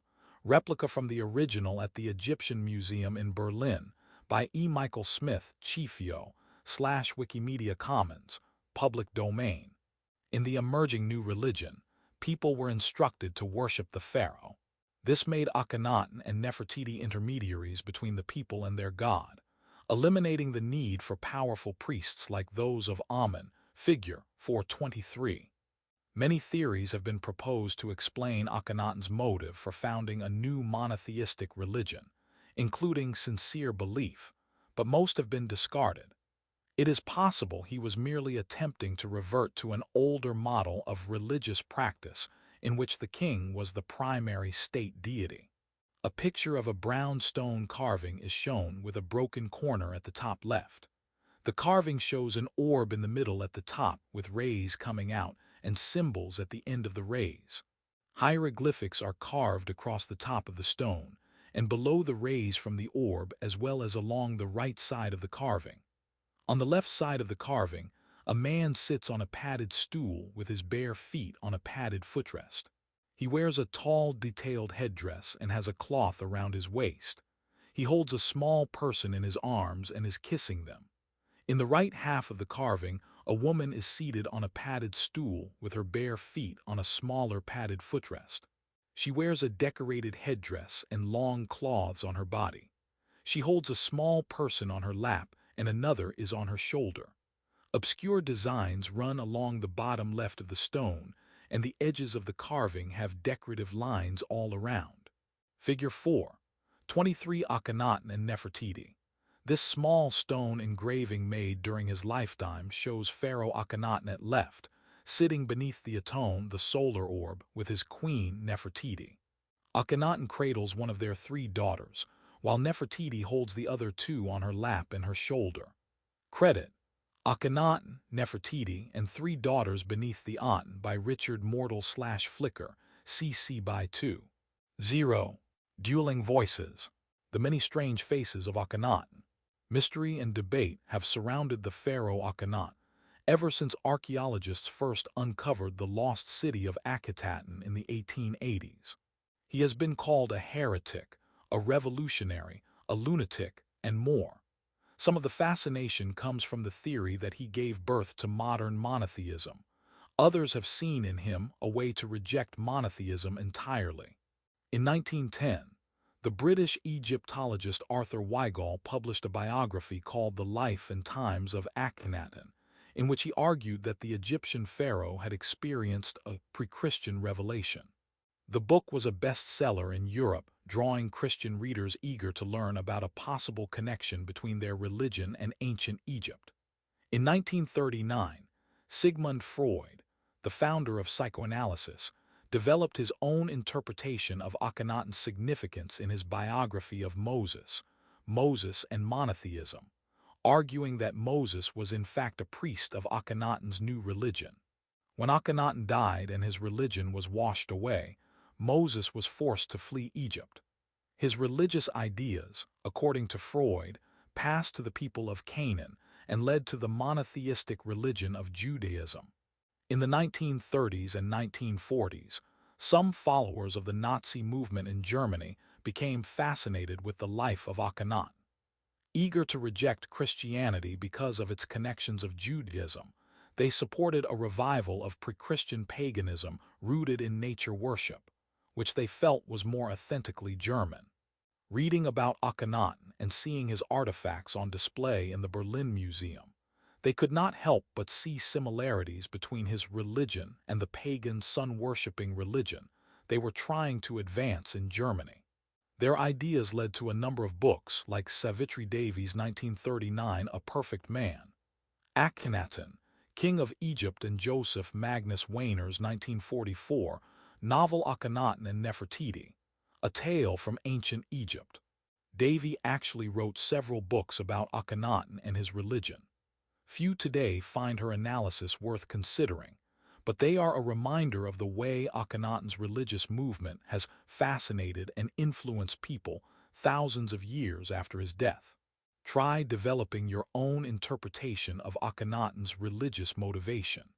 Consider what you learned about the actual Akhenaten, as well as any other elements you want to imagine.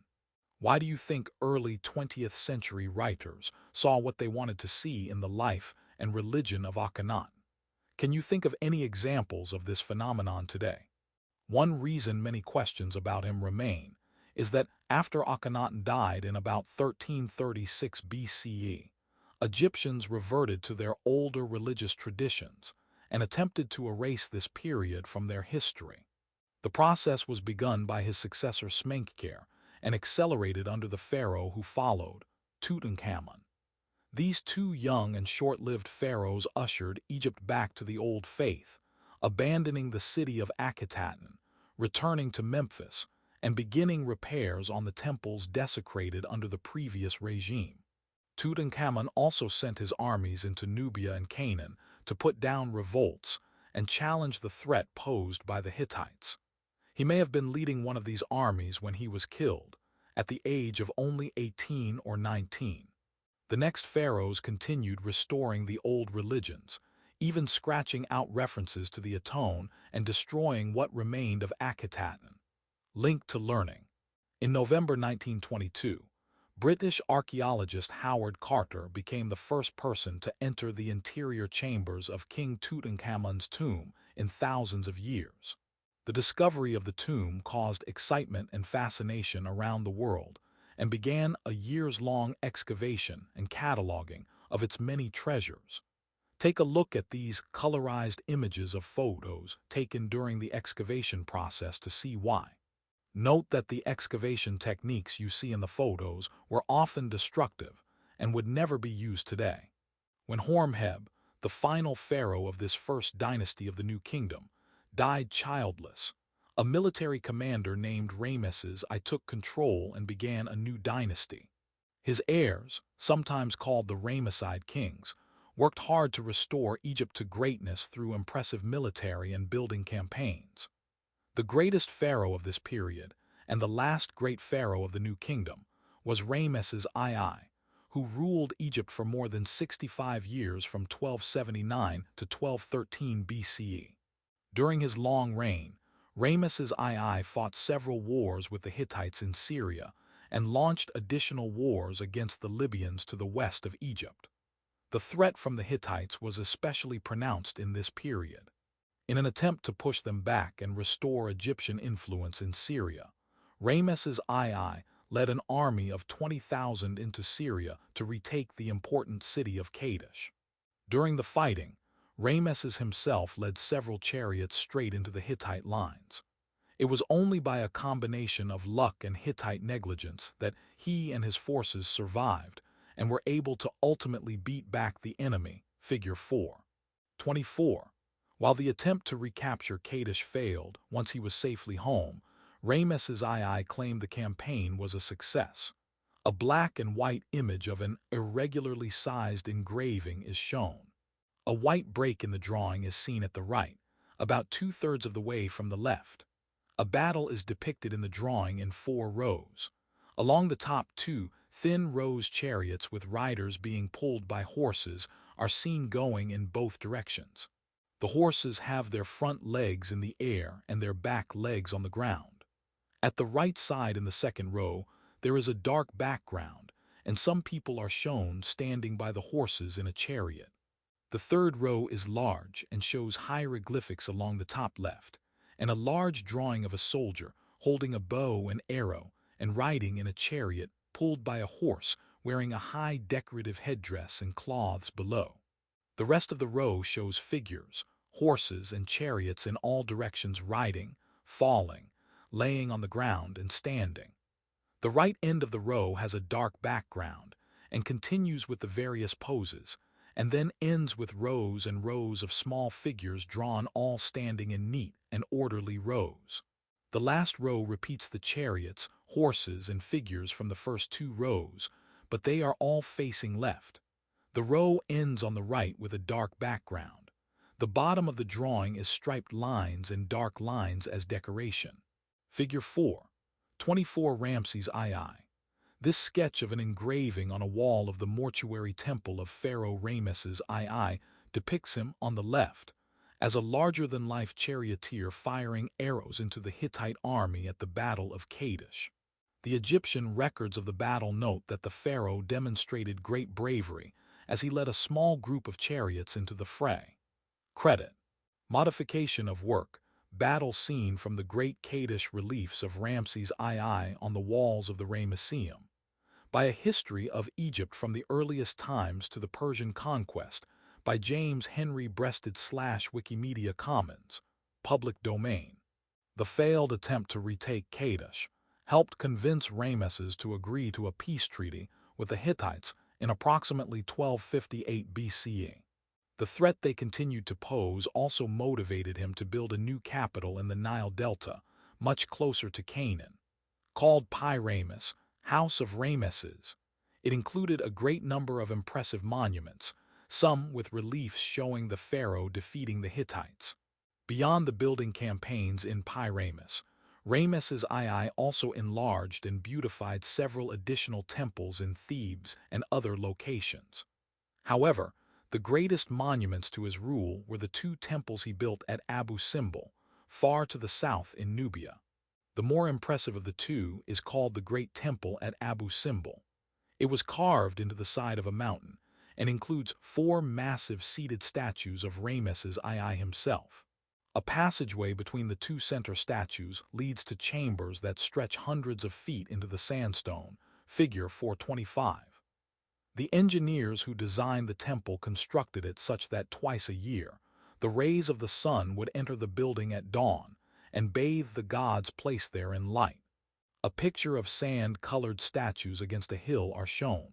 4 figures are shown in a row, 2 on each side, sitting on thrones with footrests. The pieces of the upper half of the second figure are seen on the ground in pieces in front of the feet of the statue. The other 3 figures wear tall headdresses with wide sides that extend down to their shoulders and chests. They are shown with long beards, decorative arm braces, and both hands resting in their laps. All 4 are barefoot. A small statue is shown carved into the wall between the heads of the large statues.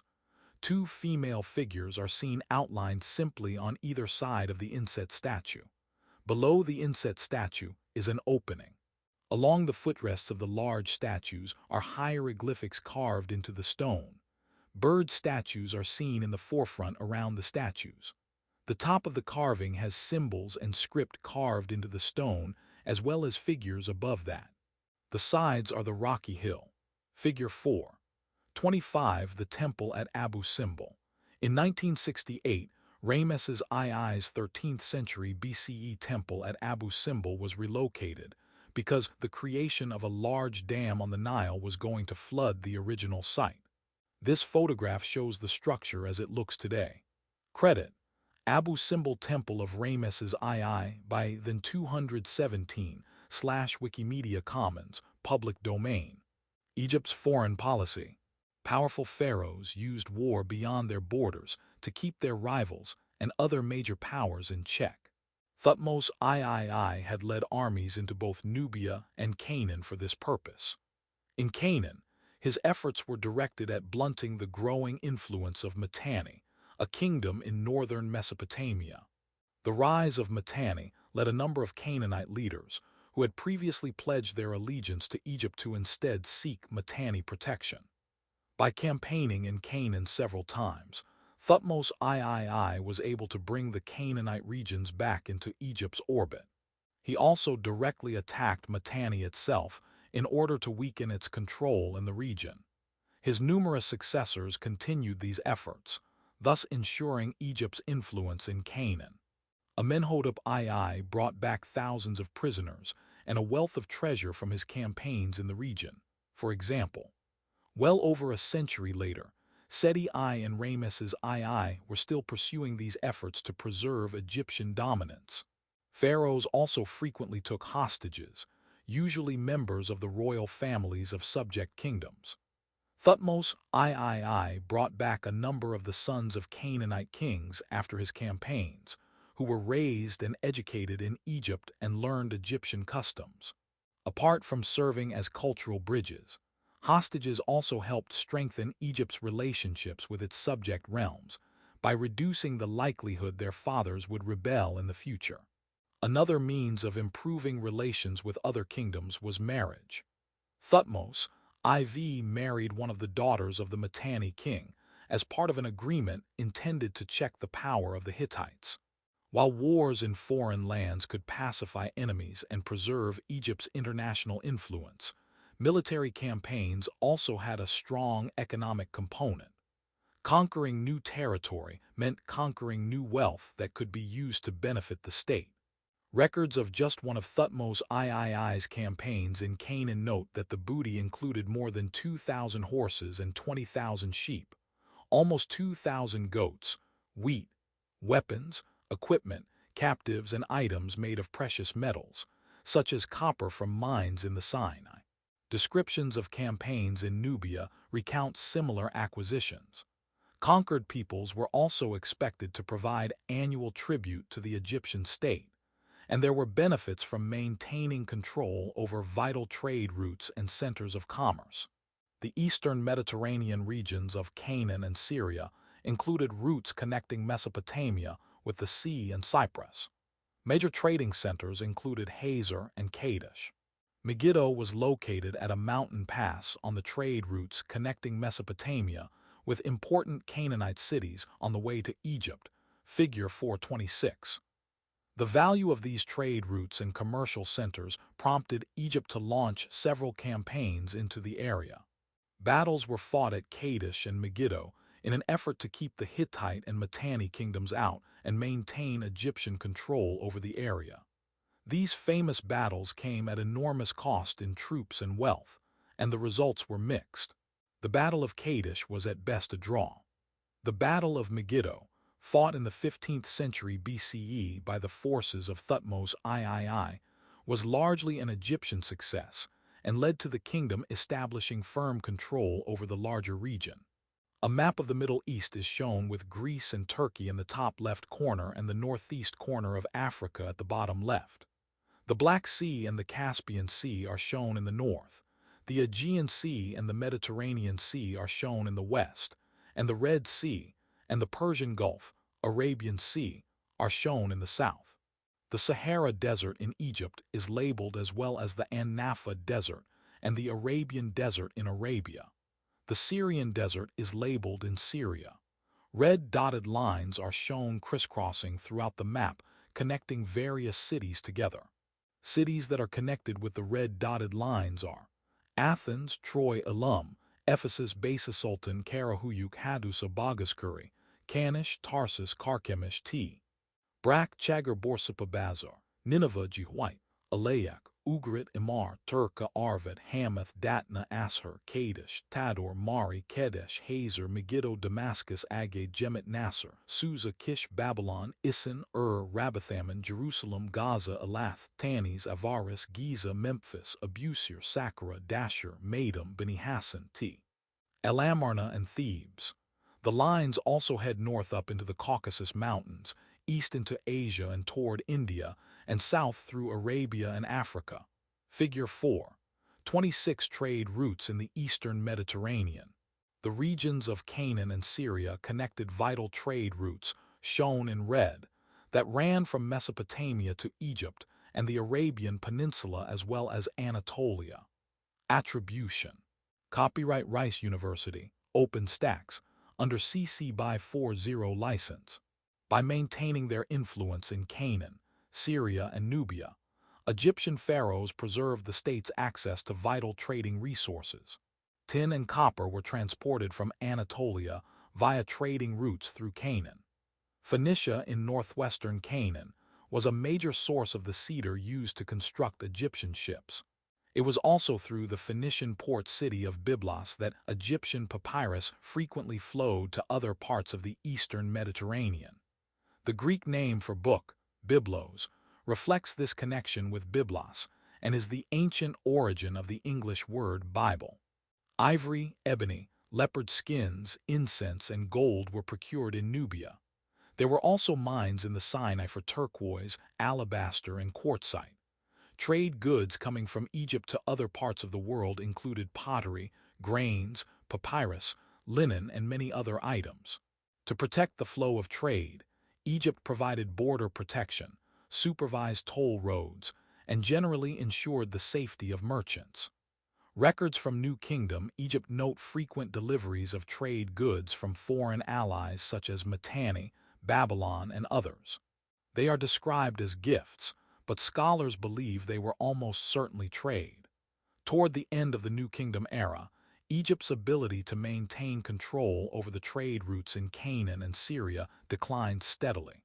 Instability in the commercial centers and banditry on the roads became more common. One travel report from the tail end of the New Kingdom, c. 1100 BCE, describes some of the problems experienced by an Egyptian envoy sent to Phoenicia to buy a supply of cedar.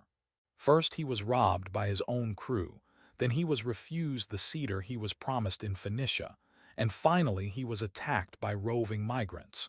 He appealed to officials in Egypt, but little could be done. In earlier centuries, such difficulties would have been unthinkable, but by 1100 BCE, Egypt's influence in the region was no longer strong.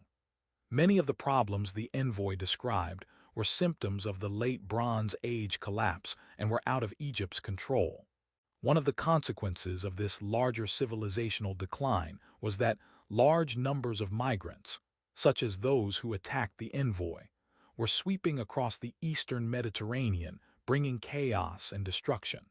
An Egyptian inscription from 1208 BCE described them as coming from the sea, which has led modern scholars to refer to them as the Sea Peoples, figure 427. It appears that many came from the Aegean area. A black and white drawing is shown. In the left half of the drawing, 6 flat boats are drawn with no sails.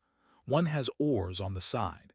People are crowded in and around the boats, mostly dressed in cloths around their waists and simple headdresses, with spears or swords and shields. Many are shown falling out of the boats and laying on the ground, and arrows litter the drawing, being shot at people and hitting people. A tall stacked pile of bodies lay at the front of the boat at the bottom right. At the right are drawn 3 larger figures standing one right behind the other with their bows and arrows drawn and aiming at the boats. Behind them is a very large figure that is also aiming a bow and arrow at the boats. He wears a cloth and sash around his waist, has a tall headdress, and wears a quiver of arrows on his back. A bird is seen flying above his head. Across the top are 9 hieroglyphics drawn, positioned slightly off-center. Across the bottom, 29 figures are shown, some dressed in robes and some in cloths around their waists, holding weapons and looking at the people in the boats. Some have their arms raised. Figure 4. 27. An attack by the Sea Peoples. This redrawing of a wall relief from the Temple of Ramesses III records the arrival of a group of sea people on the left, and the Egyptians led by Ramesses, the larger-than-life archer, on the right, preparing to defend themselves. Credit modification of work. A depiction of the army of Ramesses III fighting the Sea Peoples by Sibir / Wikimedia Commons, public domain. As inscriptions from the period demonstrate, Egypt resisted the invading forces. Many of the Sea Peoples were likely killed, but many others settled in Egypt and assimilated there, just as they did across the entire eastern Mediterranean. All this disruption took a toll on the region, however. The Mycenaean kingdoms in Greece and the Hittite kingdom in Anatolia suffered greatly and collapsed. City-states across Canaan were especially hard hit. Even kingdoms far from the Mediterranean, like Assyria and Babylon, weakened during this time of troubles. Though Egypt proved more able to withstand the dangers of the period, it did experience problems. Grain prices, for example, soared during this time. Tomb robbing became common as workers who had not been paid found other ways to support their families. At the same time, the Libyans and Sea peoples were leading their attacks in northern Egypt. Nubian subjects rose up in rebellion to Egypt's south, and the migrating Sea peoples in Canaan greatly weakened Egypt's control of the region. By 1070 BCE, the challenges had been mounting for years, and the new kingdom came to an end. Learning objectives.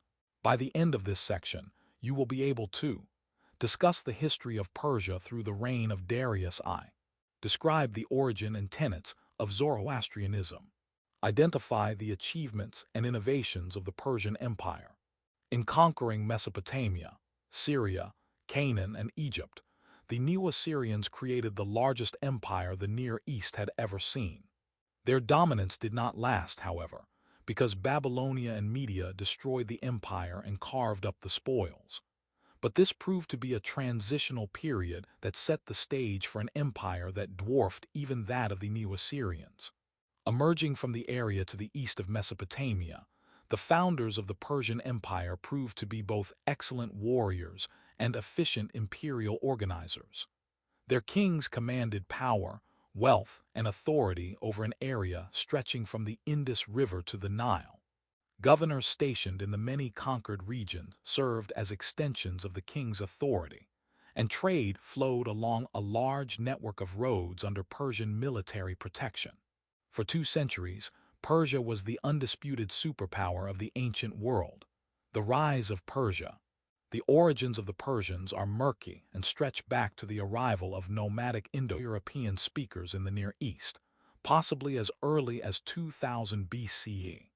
Those who reached Persia, modern Iran, are often described as Indo-Iranians or Indo-Aryans. They were generally pastoralists, relying on animal husbandry, living a mostly migratory life, and using the horse-drawn chariot.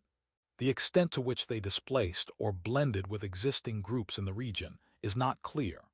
From written records of the rise of the Neo-Assyrian Empire during the 9th century BCE, we know the Assyrians conducted military campaigns against and exacted tribute from an Indo-Iranian group called the Persians.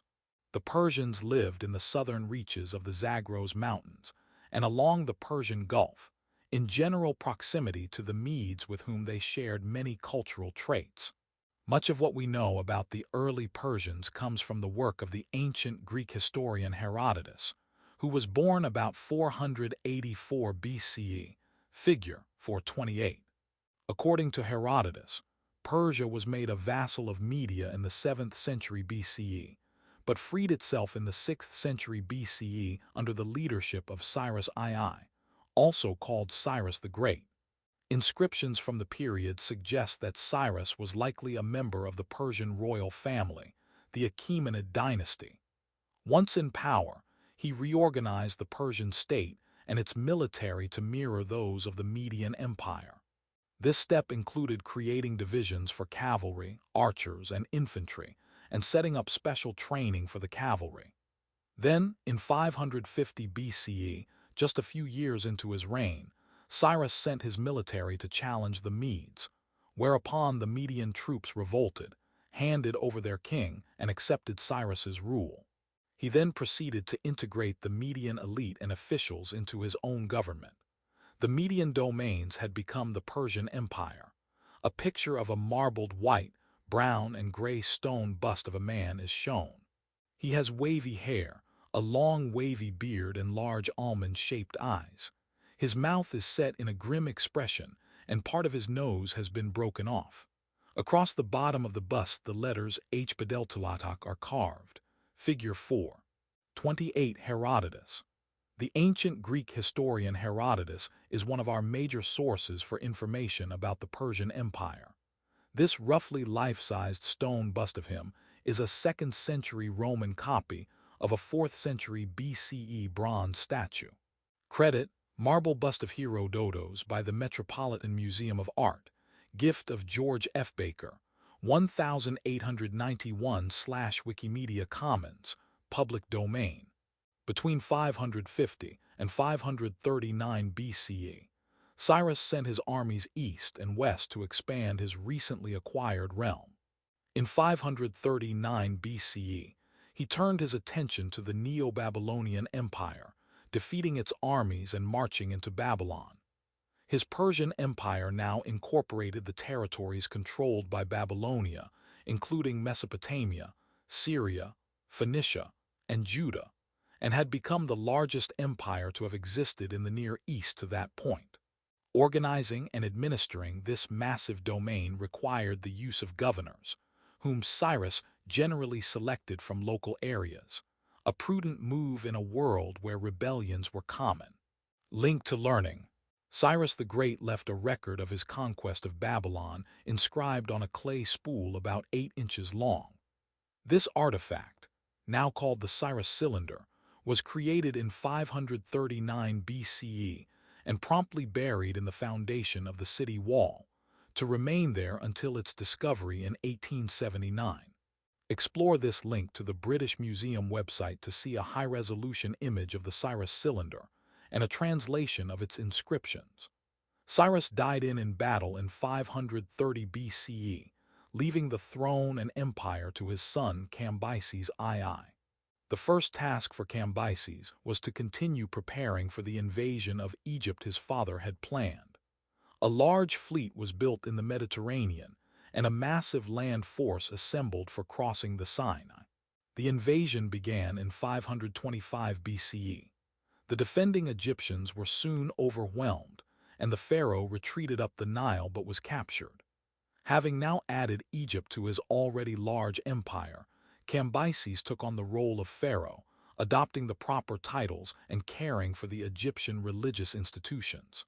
This practice of respecting local traditions was a common feature of Persian expansion and helped to win support in newly acquired areas.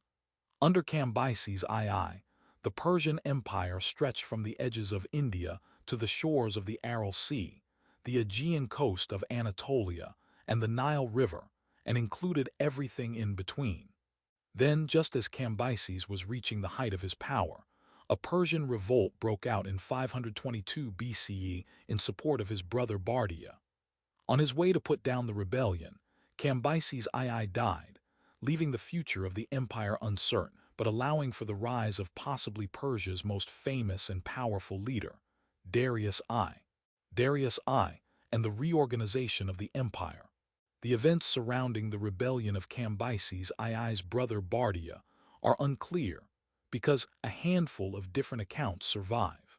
According to Herodotus, Cambyses ordered one of his trusted advisors to secretly murder Bardia.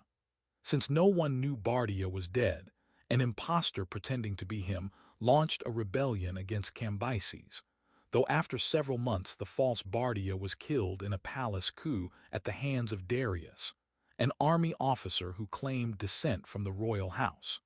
Afterward, since neither Cambyses nor Bardia had sons, Darius made himself king. Other accounts differ in some ways, and some scholars have speculated that Darius invented the story about a false Bardia in order to legitimize his own coup against the real Bardia and take the throne. We may never know exactly what happened, but Darius was indeed able to grasp control of the Persian Empire in 522 BCE. However, it took more than a year for him to put down the ensuing rebellions, some possibly instigated by those who refused to recognize the legitimacy of his claim to the throne. Once these had been quelled, Darius commissioned an enormous relief inscription to be made on the cliff face of Mount Behistun. It shows a dominating figure of himself facing a number of bound former rebels, accompanied by lengthy descriptions of the rebellion, and in 3 different languages, Darius's version of the events that led to his rise to power, figure 4:29. To further strengthen his claim on the throne, Darius integrated himself deeply into the royal line through a number of marriages to the daughters of Cyrus II, the widow of Cambyses II, and 2 of Cambyses' sisters. A picture of a wall carving is shown. It is worn, chipped, pieces are missing, and cracks are visible in many places. Across the lower portion, 2 men are shown on the left wearing long robes, holding a spear and a bow, with long hair and long beards. They face to the right. In front of them stands a larger man in a long robe facing to the right, crown on his head, with long hair and a long beard. He is holding his right hand up, holds a bow is his left hand, and his right foot is resting atop a body lying on the ground facing him. 9 shorter figures are shown to the right, standing in a line facing left with their hands behind their backs and ropes connecting their necks. They wear a variety of shirts, robes, and cloths around their waists. All have beards, and one man at the end wears a tall, pointed hat. A figure is shown floating above in a long, ruffled robe inside a circle with some decorative lines on the sides. On the wall above the figures there are columns of worn-out writing as well as across the bottom under the figures. Figure 4. 29. The Behistun Relief. The massive Behistun relief, more than 80 feet long and almost 50 feet high, shows a crowned Darius on the left with his foot on the impostor he claimed to have overthrown. Captive rebels and a narrative in 3 languages of Darius's version of events complete the carving. Credit: Behistun inscription by Hara 1603 / Wikimedia Commons, public domain. Darius now set about reorganizing the empire, carving it into 20 different governing districts called satrapies. Figure 4. 30. Each satrapy was administered by a royal governor called a satrap, usually a trusted Persian or Median noble. Satraps answered directly to the king, had their own courts, wielded great power, and possessed vast lands within the satrapy. They often ruled from the large cities of the regions, and were responsible for ensuring that their satrapy remained pacified and submitted its allotted taxes.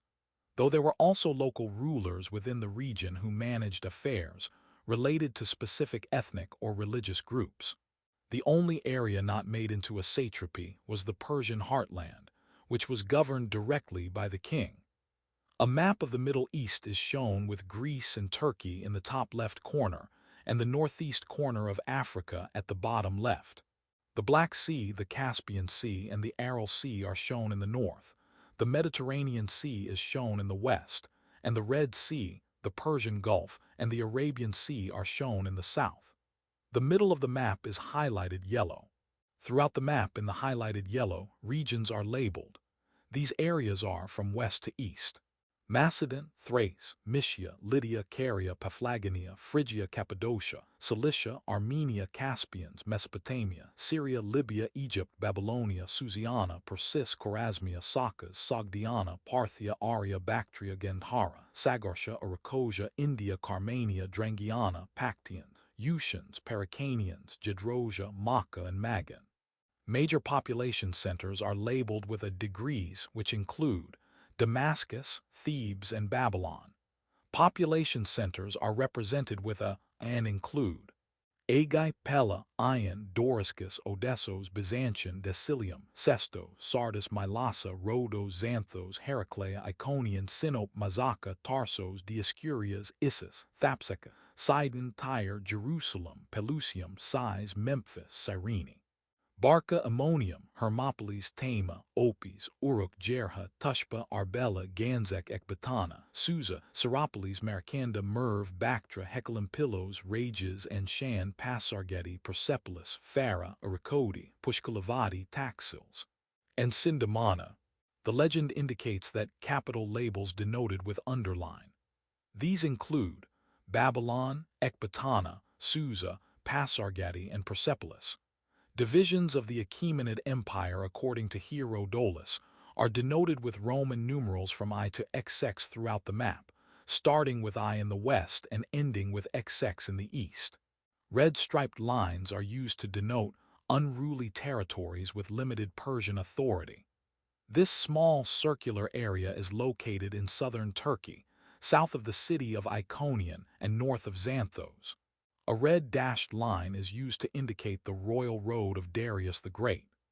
This line begins in the city of Sardis in western Turkey and heads northeast above the city of Mazaca, then heads southeast to the city of Arbela, and then ends in the city of Susa.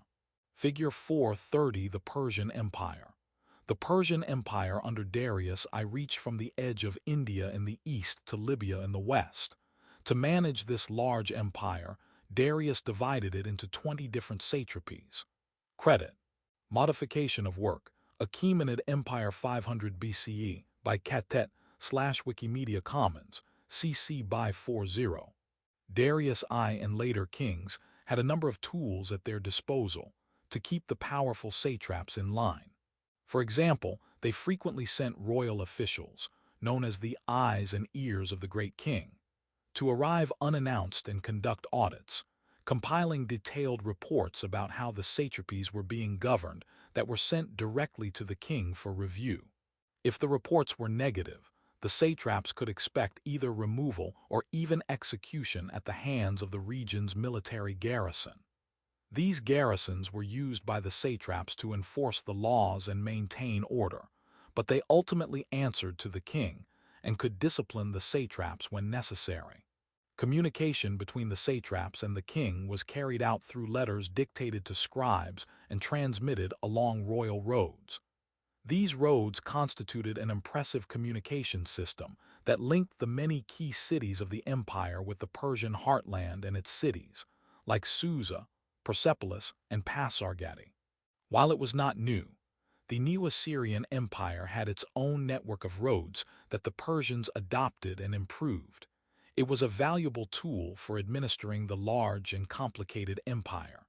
Along the many royal roads of the empire were inns, resting places, and way stations with stables for horses.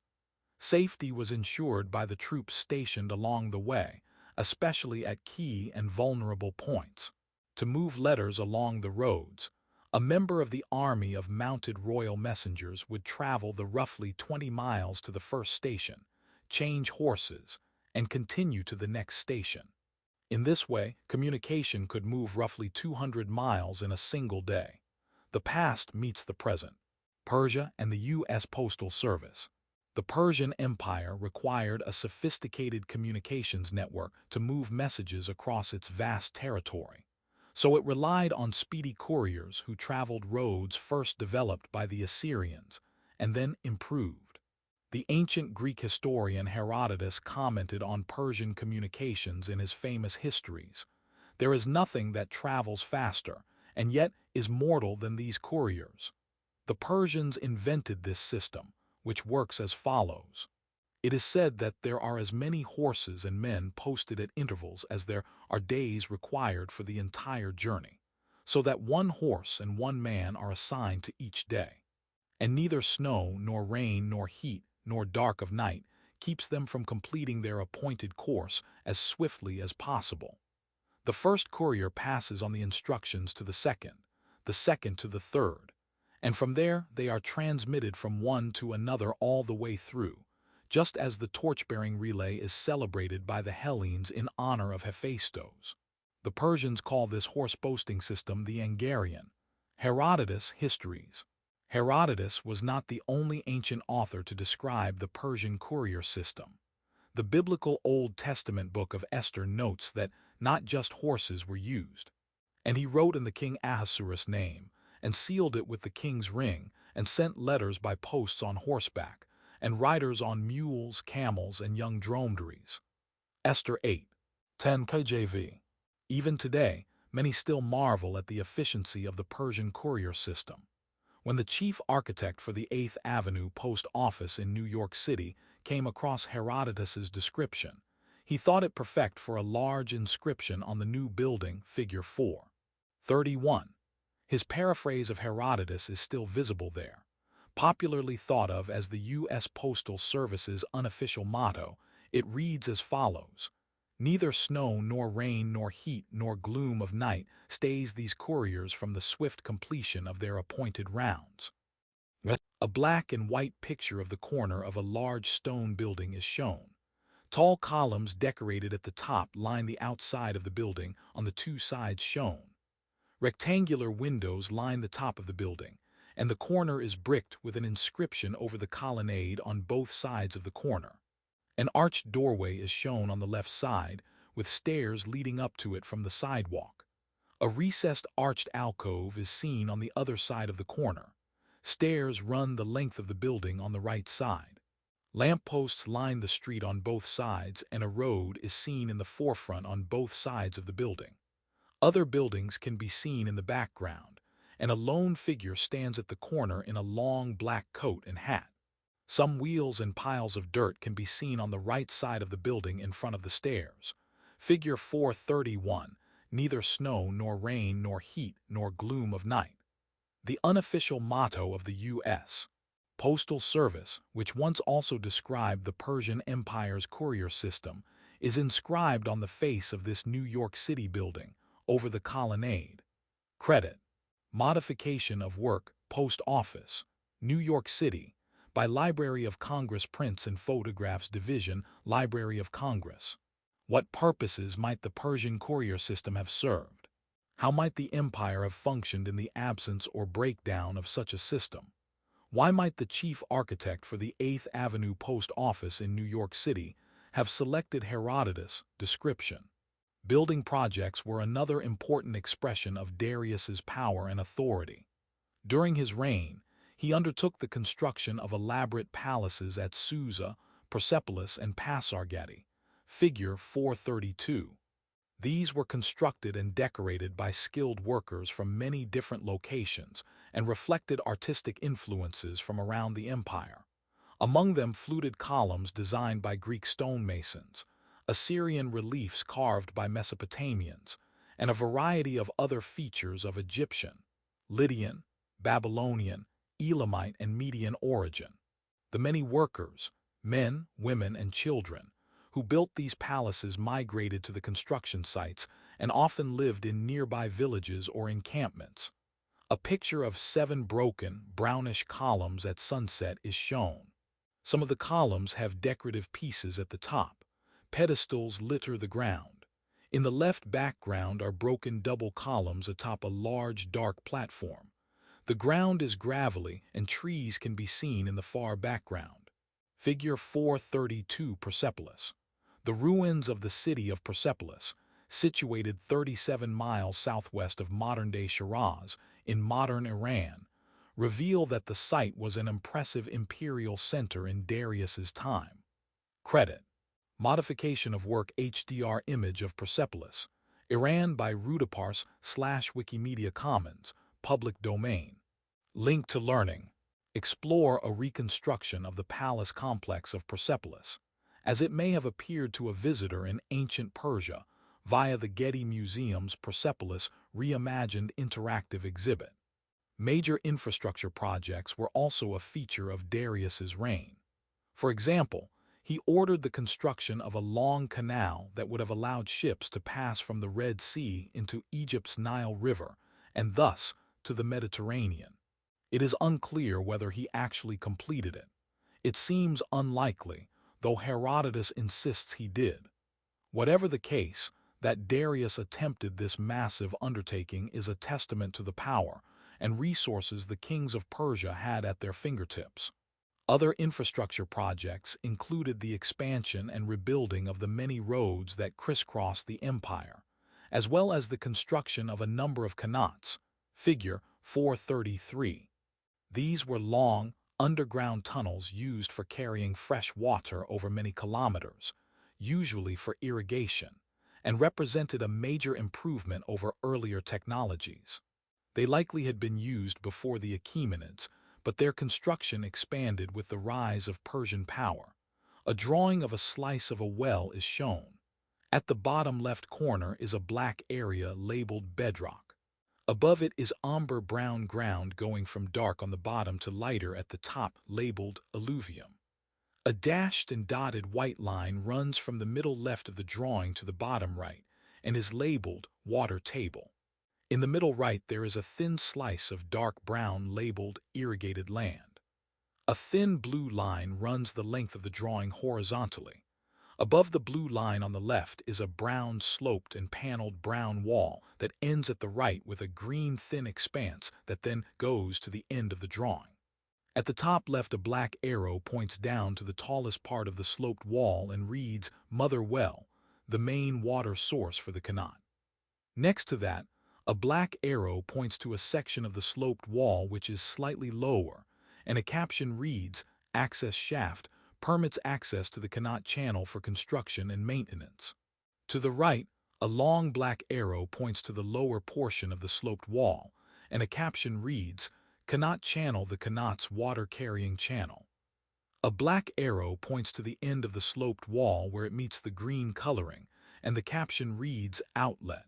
A black arrow points down to the green area next to the sloped wall, and a caption reads, "Distribution, a network of dams, gates, and channels is used to distribute the water." Figure 4, 33 Connaughts for irrigation. The Connaughts built by Darius were designed to carry fresh water over long distances into populated areas or to irrigate land for farming. Credit: Modification of work, Connaught Cross-Section by Samuel Bailey / Wikimedia Commons, CC by 3. 0. Persian culture and daily life. The social order of the Persian Empire included a number of hierarchically organized groups. At the bottom were the enslaved. While the Persians did not have a long history of using slavery before becoming a major power, it was common in the regions they conquered. Over time, the Persian nobility adapted to the practice and used enslaved people to work their land. Next in the hierarchy were the free peasants, who generally worked the land and lived in the villages of the empire. On the next level were the various kinds of artisans, and higher still were the educated classes of scribes, imperial record-keepers, and important merchants. And higher than all of these was the ruling order, including priests, nobles, and warriors. Figure 4. 34. A picture of a dark brown oval stone is shown. A piece is missing from the top left and etchings are seen all over the stone. Figure 4. 34 Persian record-keeping. Thousands of clay tablets like this one from the administrative archives at Persepolis have been key to helping historians understand the way the empire functioned and was socially organized. Like the rulers of earlier Near Eastern empires, the Persians also used cuneiform. Credit: Persepolis tablet by Pentasilo / Wikimedia Commons, public domain. The Persian king occupied a place far above and removed from these groups. As the earthly representative of the god Ahura Mazda, he expected complete submission from everyone in the empire. Those in his presence had to position themselves on the ground to show his superiority over them. Servants who came near had to cover their mouths so as not to breathe on him. His power was absolute, though he was restrained by custom and the advice of leading nobles. One of the most important of these nobles was the commander of 1,000, who managed the large court, served as a gatekeeper to any audience with the king, and oversaw the king's personal protection service. As was the case in the Assyrian Empire, kings were not necessarily eldest sons. Rather, the current king could select his heir and frequently chose a younger son for any number of reasons. The Persian king and his court seem not to have remained in one centralized capital. Rather, they moved periodically between the cities and regions of Babylon, Susa, Ragi, Parthia, Ecbatana, Persepolis, and possibly others. One motive was a desire to avoid extreme weather during certain seasons, but there were also political considerations. For example, by moving across the countryside, the king made himself visible not only to important individuals in the cities, but also to the many peasants in the villages that dotted the landscape. Thus, he allowed them opportunities to present him with petitions or seek his guidance. Moving the court in this way was no easy feat, however.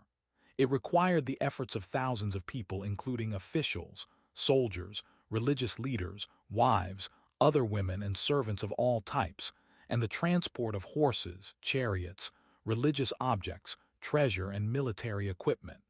In many ways, it was as though the state itself migrated with the seasons. The arrival of this migrating state in any major location was met with elaborate public ceremonies of greeting and welcome. Some contemporary descriptions detail how flowers and incense were laid along the city roads where the king moved. His dramatic entry was followed by the proper sacrifices to the local gods, and an opportunity for the people to bring gifts to the king, such as exotic animals, jewels, precious metals, food, and wine. It was considered a great honor to present the king with a gift, and the gift-giving ceremonies served to strengthen the king's relationship with his subjects. The vast army of Persia had its own ceremonies and customs. Herodotus records that it was made up of a great number of subject peoples from around the empire, all with their own colorful uniforms. Military training began at a very young age and included lessons in archery, horseback combat, and hand-to-hand combat. The most talented of the infantrymen in the Persian army might hope to rise to the ranks of the immortals, an elite, heavy infantry combat force that served both in war and in the king's personal guard. The larger army was made up of various units of infantry, archers, and cavalry. The largest unit was the corps, made up of 10,000 men. Each corps had a commanding officer who answered to the supreme commander. In battle, the archers would rapidly fire their arrows into the enemy as the cavalry and infantry advanced in their respective formations. Occasionally, when rebellions were put down or new territories added, the Persians deported the conquered populations elsewhere within the empire. Because most records from the Persian Empire focus on kings, wars, the military, and high-level officials and bureaucrats, we know little about commoners. But we know that most ordinary Persians had diets of bread or mash made of barley, supplemented by figs, dates, plums, apples, almonds, and other fruits and nuts. Much more rarely, meals might also include goat, mutton, or poultry. Besides the military, the empire supported a host of other necessary occupations, such as sentinels, messengers, various types of attendants, architects, merchants, and numerous types of lower professions. The many agricultural workers grew traditional crops of the Near East, like wheat and barley, in addition to rice, brought from India, and alfalfa for horse feed. Merchants in the Persian Empire benefited greatly from the stability created by the government and the extensive network of crisscrossing roads that connected the far-flung regions. Although long-distance trade was prohibitively expensive for most things except luxury goods, trade across short distances was apparently common. The religion of the Persians was a tradition we describe today as Zoroastrianism. Its name comes from Zoroaster, the Greek pronunciation of the name of its founder, Zarathustra. Scholars today believe that Zoroaster likely lived at some point between 1400 and 900 BCE and was almost certainly a Persian priest, prophet, or both. His followers likely practiced a polytheistic religion, similar in many ways to the Vedic traditions held by Indo-European speakers who migrated into India. Among Zoroastrians, many gods were both powerful heavenly deities and more terrestrial nature gods. Ceremonies included various rituals similar to those of other polytheistic religions, such as the sacrifice of animals on outdoor altars. Zoroaster appears to have emphasized the perpetual conflict between the forces of justice and those of wickedness. Over time, he developed supernatural personifications of these forces. Ahura Mazda was the lord of wisdom and the force of good, figure 435, and Angra Mainyu was the destructive spirit and the force of evil. Each was supported by lesser supernatural beings.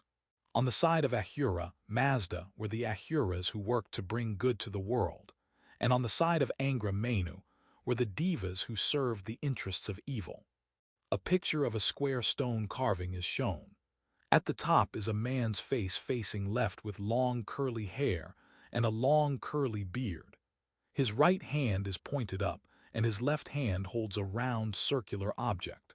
He wears long robes that are scalloped below the waist. A large circle is shown below his waist that leads to two large bird legs sticking out at the sides. Large feathered wings spread out from his waist. The stone is cracked and marbled gray and brown. A lip is seen at the top of the stone, and a shadow is shown below the stone lip as well as on the left bottom. Figure 4. 35 Ahura Mazda. The Persian god Ahura Mazda was the principal source of good as understood by followers of Zoroastrianism, a Persian religion. This large stone carving of him adorns a gate at the ruins of Persepolis in modern Iran. Credit: Persepolis Tripolin Eastern Gate 2 by Marco Prince/Wikimedia Commons, CC010.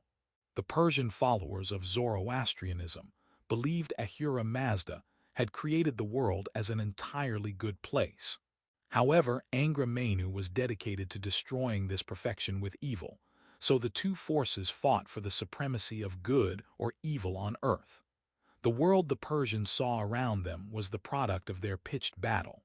However, the fight would not last forever. At some appointed time in the future, Ahura Mazda would overcome the forces of Angra Mainyu, and the followers of evil would face judgment and punishment for their crimes.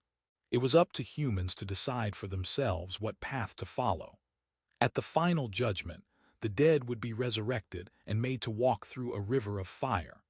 Those consumed by the fire were unworthy and would be condemned to torment in hell, while those who survived would live forever in a paradise with no evil.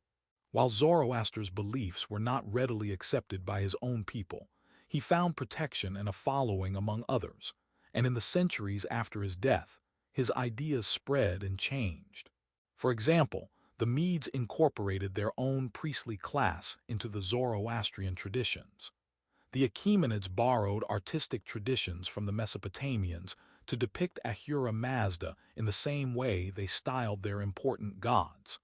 Later, Judeans within the Persian Empire, who were from the Canaanite kingdom of Judah and followers of Judaism, incorporated many Zoroastrian ideas into their own religious traditions. These ideas went on to influence the religions of Christianity and Islam.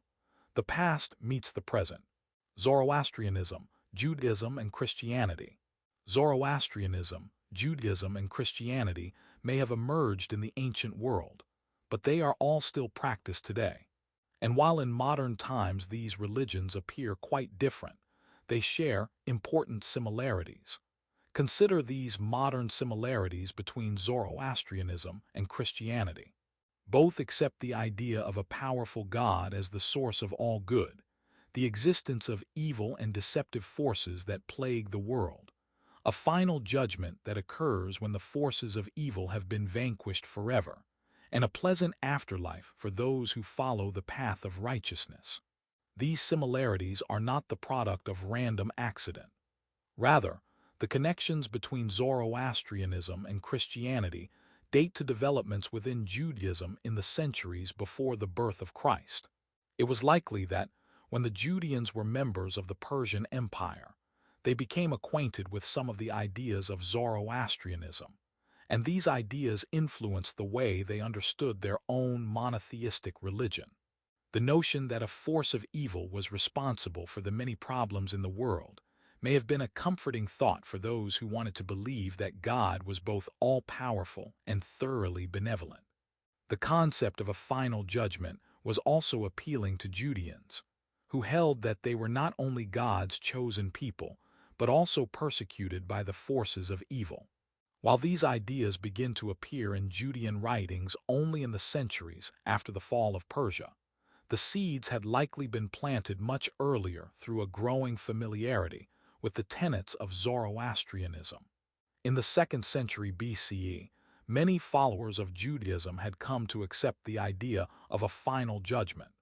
It was this form of Judaism that ultimately influenced the fundamental tenets of Christianity. What do the connections between Zoroastrianism, Judaism, and Christianity suggest about the way religions borrow from each other? Can you think of other examples? How might modern Christianity be different had Judaism not been influenced by Zoroastrianism?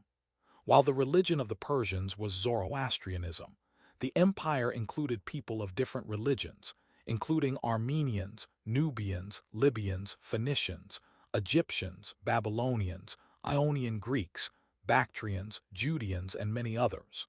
Indeed, it was the Persian king Cyrus II who permitted the Judeans exiled in Babylon to return to Judah and rebuild their temple.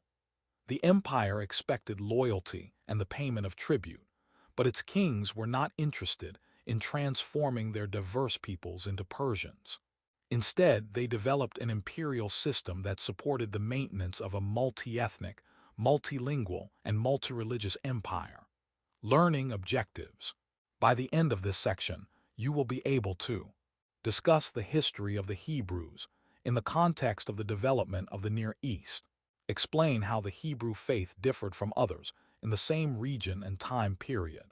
The Hebrews, a Semitic-speaking Canaanite people known for their monotheistic religion of Judaism, or the Jewish religion, have preserved a history of their people that claims very ancient origins and includes descriptions of early leaders, kings, religious traditions, prophets, and numerous divine interventions.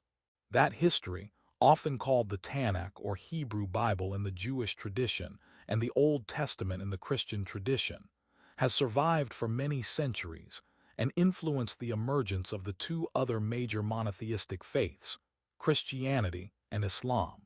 While fundamentalist Christians and Orthodox Jews hold that the Bible is both divinely inspired and inerrant, historians must scrutinize the text and the rich history it records.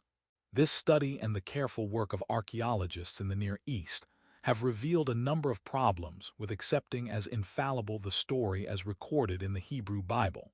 But research has also opened our eyes to a history that is perhaps even more interesting than the account traditionally preserved. The history of the Hebrews. The history of the Hebrews recorded in the Bible starts with the beginning of time and the creation of the first man, Adam.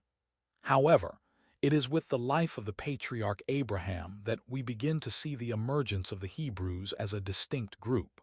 Abraham, we are told, descended from Noah 1,000 years before, and Noah himself descended from Adam 1,000 years before that. Relying on the ages and generations referenced in the Hebrew Bible, we can deduce that Abraham was born around 2150 BCE in the Mesopotamian city of Ur. At the age of 75, he left this city and traveled to the land of Canaan in the eastern Mediterranean. There Abraham and his wife Sarah had their first son together, Isaac. Isaac then had a son, Jacob, and Jacob gave birth to 12 sons. From these 12 sons, the traditional 12 tribes of Israel descend, figure 436. A picture of a colorful painting is shown. A man is shown wearing long orange robes with a purple sash across his waist, a white cape on his shoulders, white turban on his head, and sandals on his feet. He has a long white beard. He holds the hand of a shorter boy walking next to him.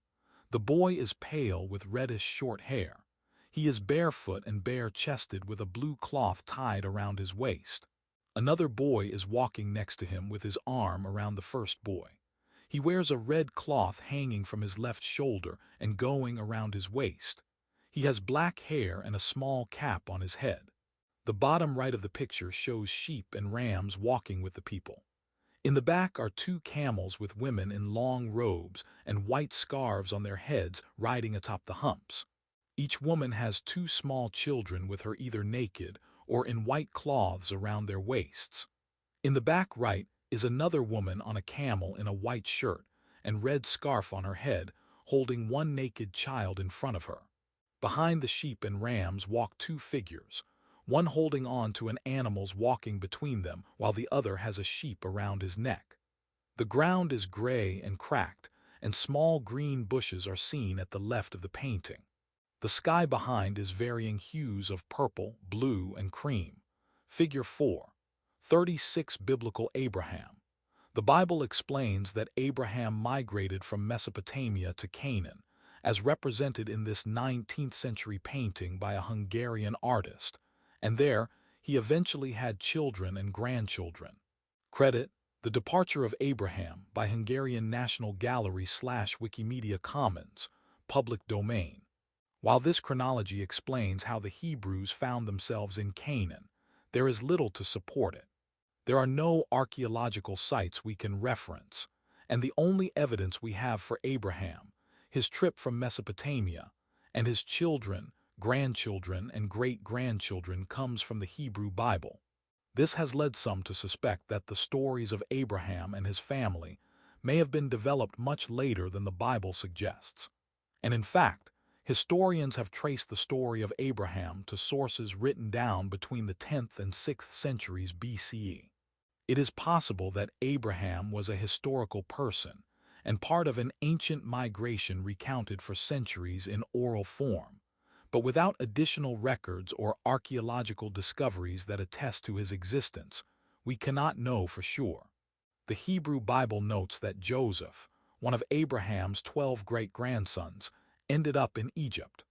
Later, around 1800 BCE, based on the biblical chronology, Joseph's family joined him, and his descendants lived there for several generations.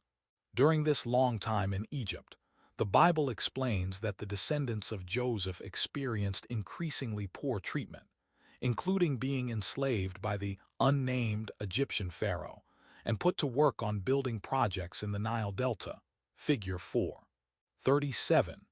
Later, the pharaoh decided to kill all the male Hebrew children, but one was saved from the slaughter by being hidden in a basket to float down the Nile. He was discovered by the pharaoh's daughter, who named him Moses and raised him among the Egyptian royalty as her own. A picture of a painting is shown. In the middle there is a wooden cart with a large golden lion statue on top. Hordes of people are seen struggling to pull and push the cart toward the right on sandy-colored ground, wearing various cloths and barefoot. Some are naked. Atop the cart are two dark-skinned men, one with a whip in the air while the other holds a white umbrella over the man with the whip. In front of the cart, a man is shown on the ground with a man and woman bent over him.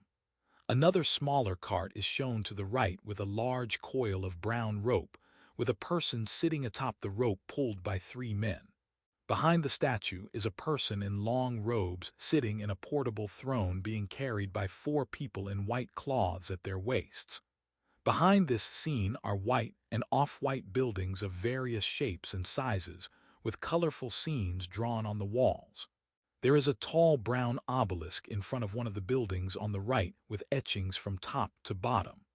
Next to the obelisk on either side of a large rectangular doorway are two tall black statues of figures wearing elaborate headdresses. In the far left background, pyramids can be seen as well as sandy mountains.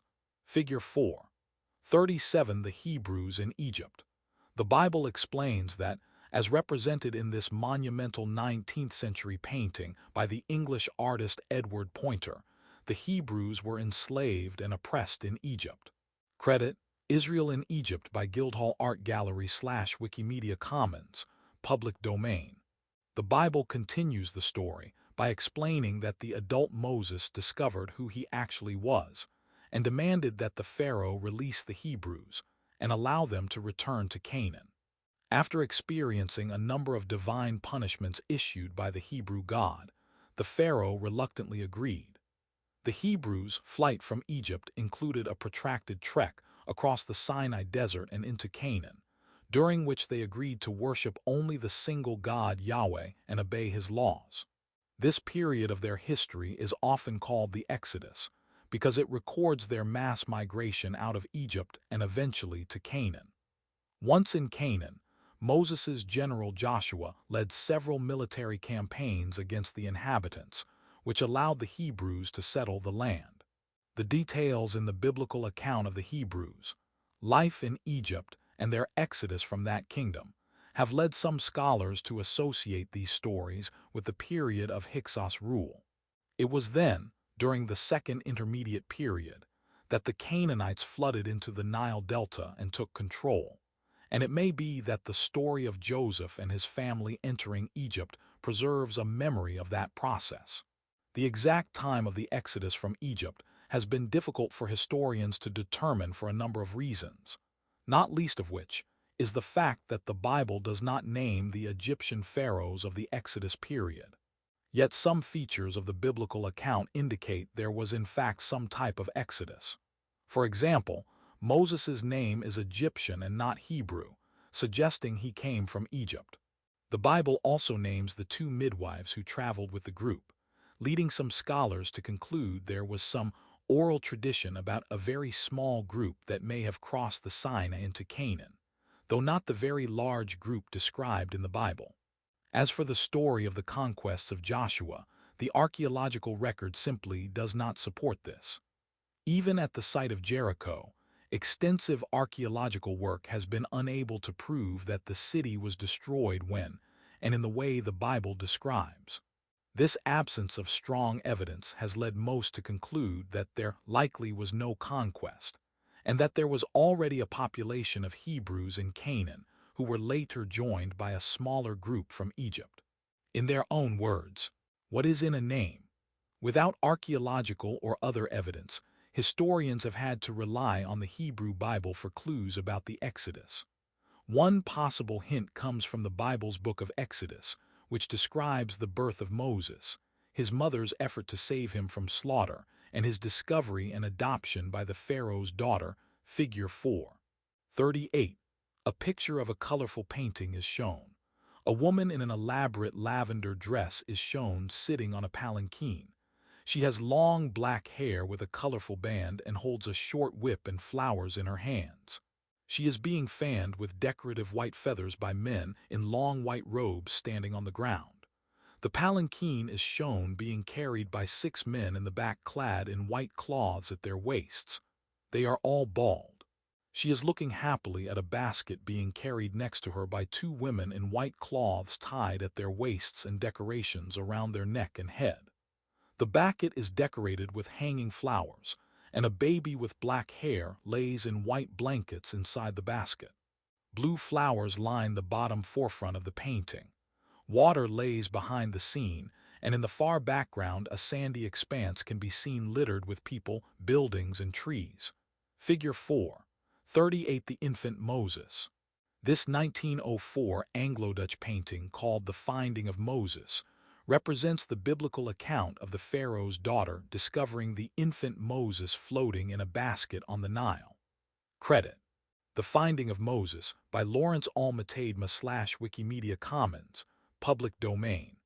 And there went a man of the house of Levi, and took to wife a daughter of Levi. And the woman conceived and bare a son. And when she saw him that he was a goodly child, she hid him 3 months. And when she could no longer hide him, she took for him an ark of bulrushes, and daubed it with slime and with pitch, and put the child therein. And she laid it in the flags by the river's brink. And his sister stood afar off, to witness what would be done to him. And the daughter of Pharaoh came down to wash herself at the river, and her maidens walked along by the river's side. And when she saw the ark among the flags, she sent her maid to fetch it. And when she had opened it, she saw the child, and behold, the babe wept. And she had compassion on him, and said, This is one of the Hebrews' children. Then said his Moses' sister to Pharaoh's daughter, Shall I go and call to thee a nurse of the Hebrew women, that she may nurse the child for thee? And Pharaoh's daughter said to her, Go. And the maid went and called the child's mother. And Pharaoh's daughter said unto her, Take this child away, and nurse it for me, and I will give thee thy wages. And the woman took the child and nursed it. And the child grew, and she brought him unto Pharaoh's daughter, and he became her son. And she called his name Moses, and she said, Because I drew him out of the water. Exodus 2:110 KJV. As this story explains, the Pharaoh's daughter named Moses to reflect the fact that she drew him out of the water. Some scholars believe this phrase is a reference to the Hebrew word masha, meaning to draw out, which sounds similar to the Hebrew pronunciation of Moses, Moshe. That explanation would have made sense to Hebrew readers of the Bible, but it does not make sense that an Egyptian princess would speak Hebrew. While this problem makes it difficult to take the story seriously as evidence, it does raise an interesting question. Is the biblical account actually an attempt to explain a Hebrew man's name that was not Hebrew but Egyptian? In Egyptian, Moses means child of. It would have been part of a larger name such as Thutmose, which means child of the god Thoth. The fact that Hebrew tradition tried to explain his Egyptian name suggests to some that Moses may have been a real person with Egyptian heritage. That, in turn, suggests there is some validity to the Exodus story itself. Does the scholarly interpretation of the name Moses as Egyptian in origin seem credible to you? Why or why not? What does this story reveal about family relationships in the period? The biblical book of Judges describes how the Hebrews moved into the hills of Canaan and lived as members of 12 tribes. In the book of Samuel, we hear how they faced oppression from the Philistines, one of the many Sea Peoples groups. To better defend themselves against the Philistines, the Hebrews organized themselves into a kingdom they called Israel. Their first leader, Saul, became king around 1030 BCE but failed to rule properly. The second king, David, not only ruled effectively but also was able to drive back the Philistines. The Hebrews, properly referred to as Israelites in this period, because of their formation of the Kingdom of Israel, now entered a golden age in their history. David suppressed the surrounding kingdoms, made Jerusalem his capital, and established a shrine there to the Israelite God Yahweh. This more organized kingdom was then left to David's son Solomon, who furthered the organization of Israel, made alliances with surrounding kingdoms, and embarked on numerous construction projects, the most important of which was a large temple to Yahweh in Jerusalem. Historians call the period of these three kings, Saul, David, and Solomon, the United Monarchy period. Archaeological work and extra-biblical sources support many biblical claims about the era. For example, there was a threat to the Hebrews from the Philistines, who were likely one of the many groups of migrants moving, often violently, around the eastern Mediterranean during the period of the Late Bronze Age collapse. We have Egyptian and other records of these migrants, some specifically mentioning the Philistines by name. It seems likely that the founding of Israel was a response to this threat. As for the existence of Saul and David, things are less clear. The Bible provides several conflicting accounts of how these two men became king. For example, Saul is made king when he is found hiding among some baggage, but also after leading troops in a dramatic rescue. Similar confusion surrounds David, though it seems clear he became an enemy of Saul at some point and was able to make himself king. Despite these contradictions, there is one piece of archaeological evidence for the existence of King David. The Tel Dan stele discovered in the Golan Heights in the 1990s makes reference to the House of David, meaning the Kingdom of David, figure 439. However, no similar archaeological evidence has been unearthed for David's son Solomon. Indeed, evidence of Solomon's most famous achievement, the building of the first temple in Jerusalem, has yet to be discovered. However, we have strong archaeological evidence for some of his other public works projects, such as the 3,000-year-old gates discovered at Gezer, Hazer, and Megiddo. A piece of a broken brownish stone fragment is shown. Inscriptions are seen all over the stone. Figure 4. 39 evidence for the existence of David.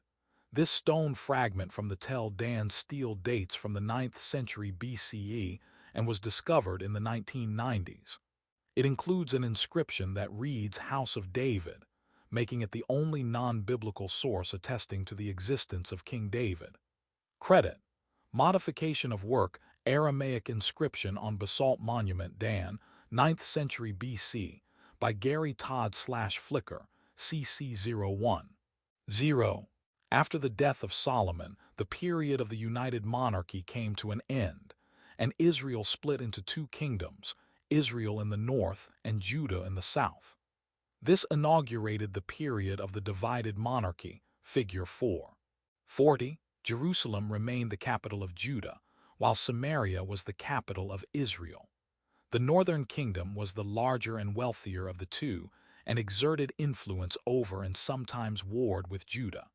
The biblical account often puts the kings of the northern kingdom in a negative light, noting that they abused their subjects and incorporated elements of foreign religious traditions in their worship of Yahweh. On the left, a map of the Middle East is shown. A box includes Cyprus, the western half of Syria, Lebanon, Israel, Jordan, and the northeastern corner of Egypt. A second map shows this region larger. Along the Mediterranean Sea's eastern coast, a section of land is highlighted orange and labeled Kingdom of Israel. Inside this region, there is a star indicating Samaria. Other cities include Shechem, Jerash, Beit El, Jericho, and Jaffa. Above this not highlighted are the cities of Damascus and then Byblos and Acre along the coast. South of the orange highlighted region is a smaller region highlighted green and labeled Kingdom of Judah. Inside this region, a star indicates Jerusalem. Other cities in this region include Lachish, Hebron, and Beersheba. Figure 4. 40. The divided monarchy. After the reign of Solomon, the united monarchy of the Israelites split into the kingdoms of Judah and Israel. Attribution. Copyright Rice University, OpenStax, under CC by 4. 0 license. With the rise of the Neo-Assyrian Empire and its expansion into Canaan, Israel and Judah entered a new era under foreign domination within the Assyrian-controlled Near East. Anti-Assyrian sentiment in both kingdoms and the Neo-Assyrians' desire to control the eastern Mediterranean eventually led to multiple Assyrian attacks on Israel. The most devastating occurred in 722 BCE, when thousands of Israelites were deported to other parts of the empire, as was the Assyrians' custom. Prophets in Judah interpreted the destruction of Israel as punishment for its having veered from the covenant with Yahweh. They called for religious reforms in Judah in order to avoid a similar fate. While Judah was incorporated into the Neo-Assyrian Empire, it avoided the destruction experienced by Israel. However, the defeat of Assyria by the Neo-Babylonians brought new challenges to Judah. Resistance to Babylon led to punishments and forced deportations in 597 BCE, and finally to the destruction of Jerusalem and its temple in 586 BCE. The many Judeans deported to Babylon after the fall of Jerusalem were settled in Mesopotamia and expected to help repopulate areas that had been devastated by wars.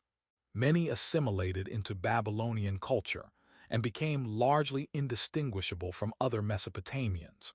Some, however, retained their Judean culture and religious beliefs. For these Judeans, the Babylonian exile, as it was called, was a time of cultural and religious revival. They edited various earlier Hebrew writings and combined them into a larger work, thus giving shape to the core of the Hebrew Bible.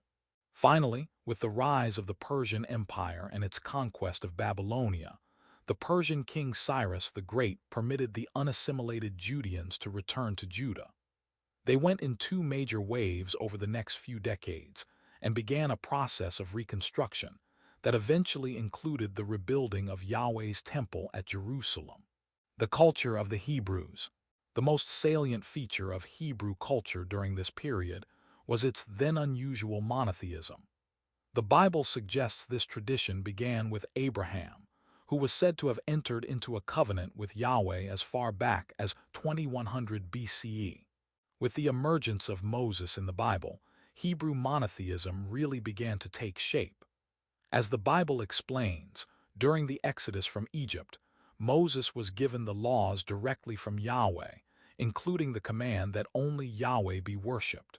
This account suggests that pure monotheism was commonly practiced by the Hebrews from that time forward. Yet closer inspection of the biblical stories reveals a much more complicated and gradual process toward monotheism. For example, the first of the commandments given to Moses by Yahweh demands that the Hebrews have no other gods before me. This language implies that there are in fact other gods, but those gods are not to be worshipped. In other places in the Bible, God is referred to as plural or occasionally as part of an assembly of gods. This textual evidence likely preserves small elements of the earlier Canaanite polytheistic religious traditions. These include the veneration of El, the head of the pantheon and often associated with Yahweh, and of Yahweh's consort Asherah, the storm god Baal, the fertility goddess Astarte, and many others. Archaeologists. Discoveries of temples and figurines representing these gods attest to the fact that they were worshipped in some form well into the 8th century BCE. Many portions of the Bible describe how the Hebrews frequently fell away from Yahweh and back into their polytheistic traditions. This backsliding is usually condemned in the Bible and occasionally results in efforts by biblical heroes to restore Moses' covenant with God. King Hezekiah of Judah, 727–697 BCE, for example, conducted a cleansing campaign against unauthorized worship around his kingdom. He removed local shrines, destroyed sacred monuments, and smashed cult objects. His son, King Manasseh, however, restored some of these cultic practices and shrines. Setting aside the bias of the Bible's writers, Manasseh may have been attempting to rescue long-standing religious traditions that had been under assault by his reform-minded father. However, as early as the mid-7th century BCE, the religious reformers who promoted the centralized worship of Yahweh and obedience to the laws of Moses had clearly gained the upper hand. Their interpretation of Hebrew history and religion was then on the rise. The backsliding theme of the Hebrew Bible was partly a way for its writers to account for the vestiges of Canaanite religious practices that did not fit neatly with their view of the Hebrews as having been monotheistic from the time of Moses. The abandonment of Yahweh accounted for the disasters that befell the Hebrews in Israel and Judah, especially the destruction of the temple and forced deportation to Babylon. Neo-Assyria and Neo-Babylonia were merely tools, the biblical writers and the prophets they record attest, used by Yahweh to compel the Hebrews to follow the correct path or face punishment. This version of Israelite history was kindled and strengthened during the Babylonian exile, when the core portion of the Hebrew Bible was being edited and assembled. By the time the Judeans were allowed to return to Jerusalem and rebuild their temple, the basic framework of what we understand today as Judaism had emerged and been largely accepted. The Jews, or people from Judah, were expected to worship only Yahweh, live moral lives consistent with his dictates, and closely follow the laws of Moses. For example, they were prohibited from murdering, stealing, and committing adultery. They were barred from consuming specific foods such as pork, shellfish, insects, and meat that had been mixed with dairy. Food had to be properly prepared, which included ritual slaughter for animals. Jewish people were also prohibited from working on the 7th day of the week, and were compelled to treat wives with respect and give to charity, among many other acts. And of course, there were important rules about the worship of Yahweh, including loving him, fearing him, emulating him, and not profaning his name. Since the Hebrews could trace their origins back to agricultural clans, a number of the laws of Moses dealt with agricultural issues, like prohibitions against eating ripe grains from the harvest before they are made into an offering. The festival of Sukkot, meaning huts, was a harvest festival when Jewish people were expected to erect huts, possibly as a way to remember the time when they were primarily agriculturalists.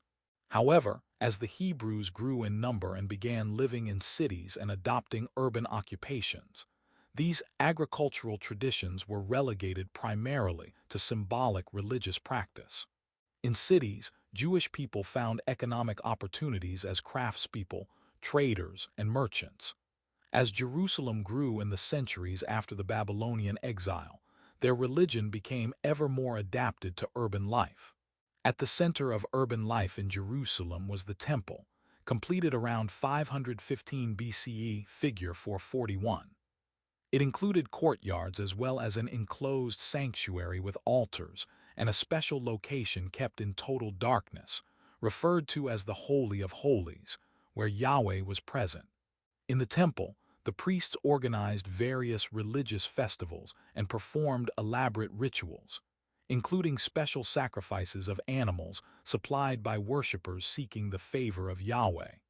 An aerial picture of a large white stone building is shown.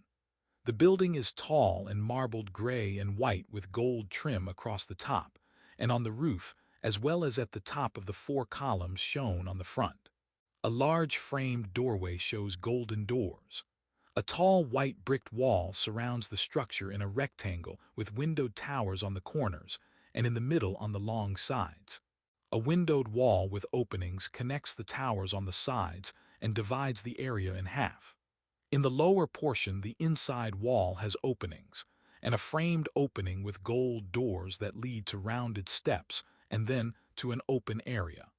Buildings hug the inside of the outer walls in this area. A gold door is shown in the lower part of the white brick wall. Buildings can be seen in the background in various shapes and sizes with white, gray, and red roofs. The ground throughout the photo is white stone. Figure 4:41, the Second Temple.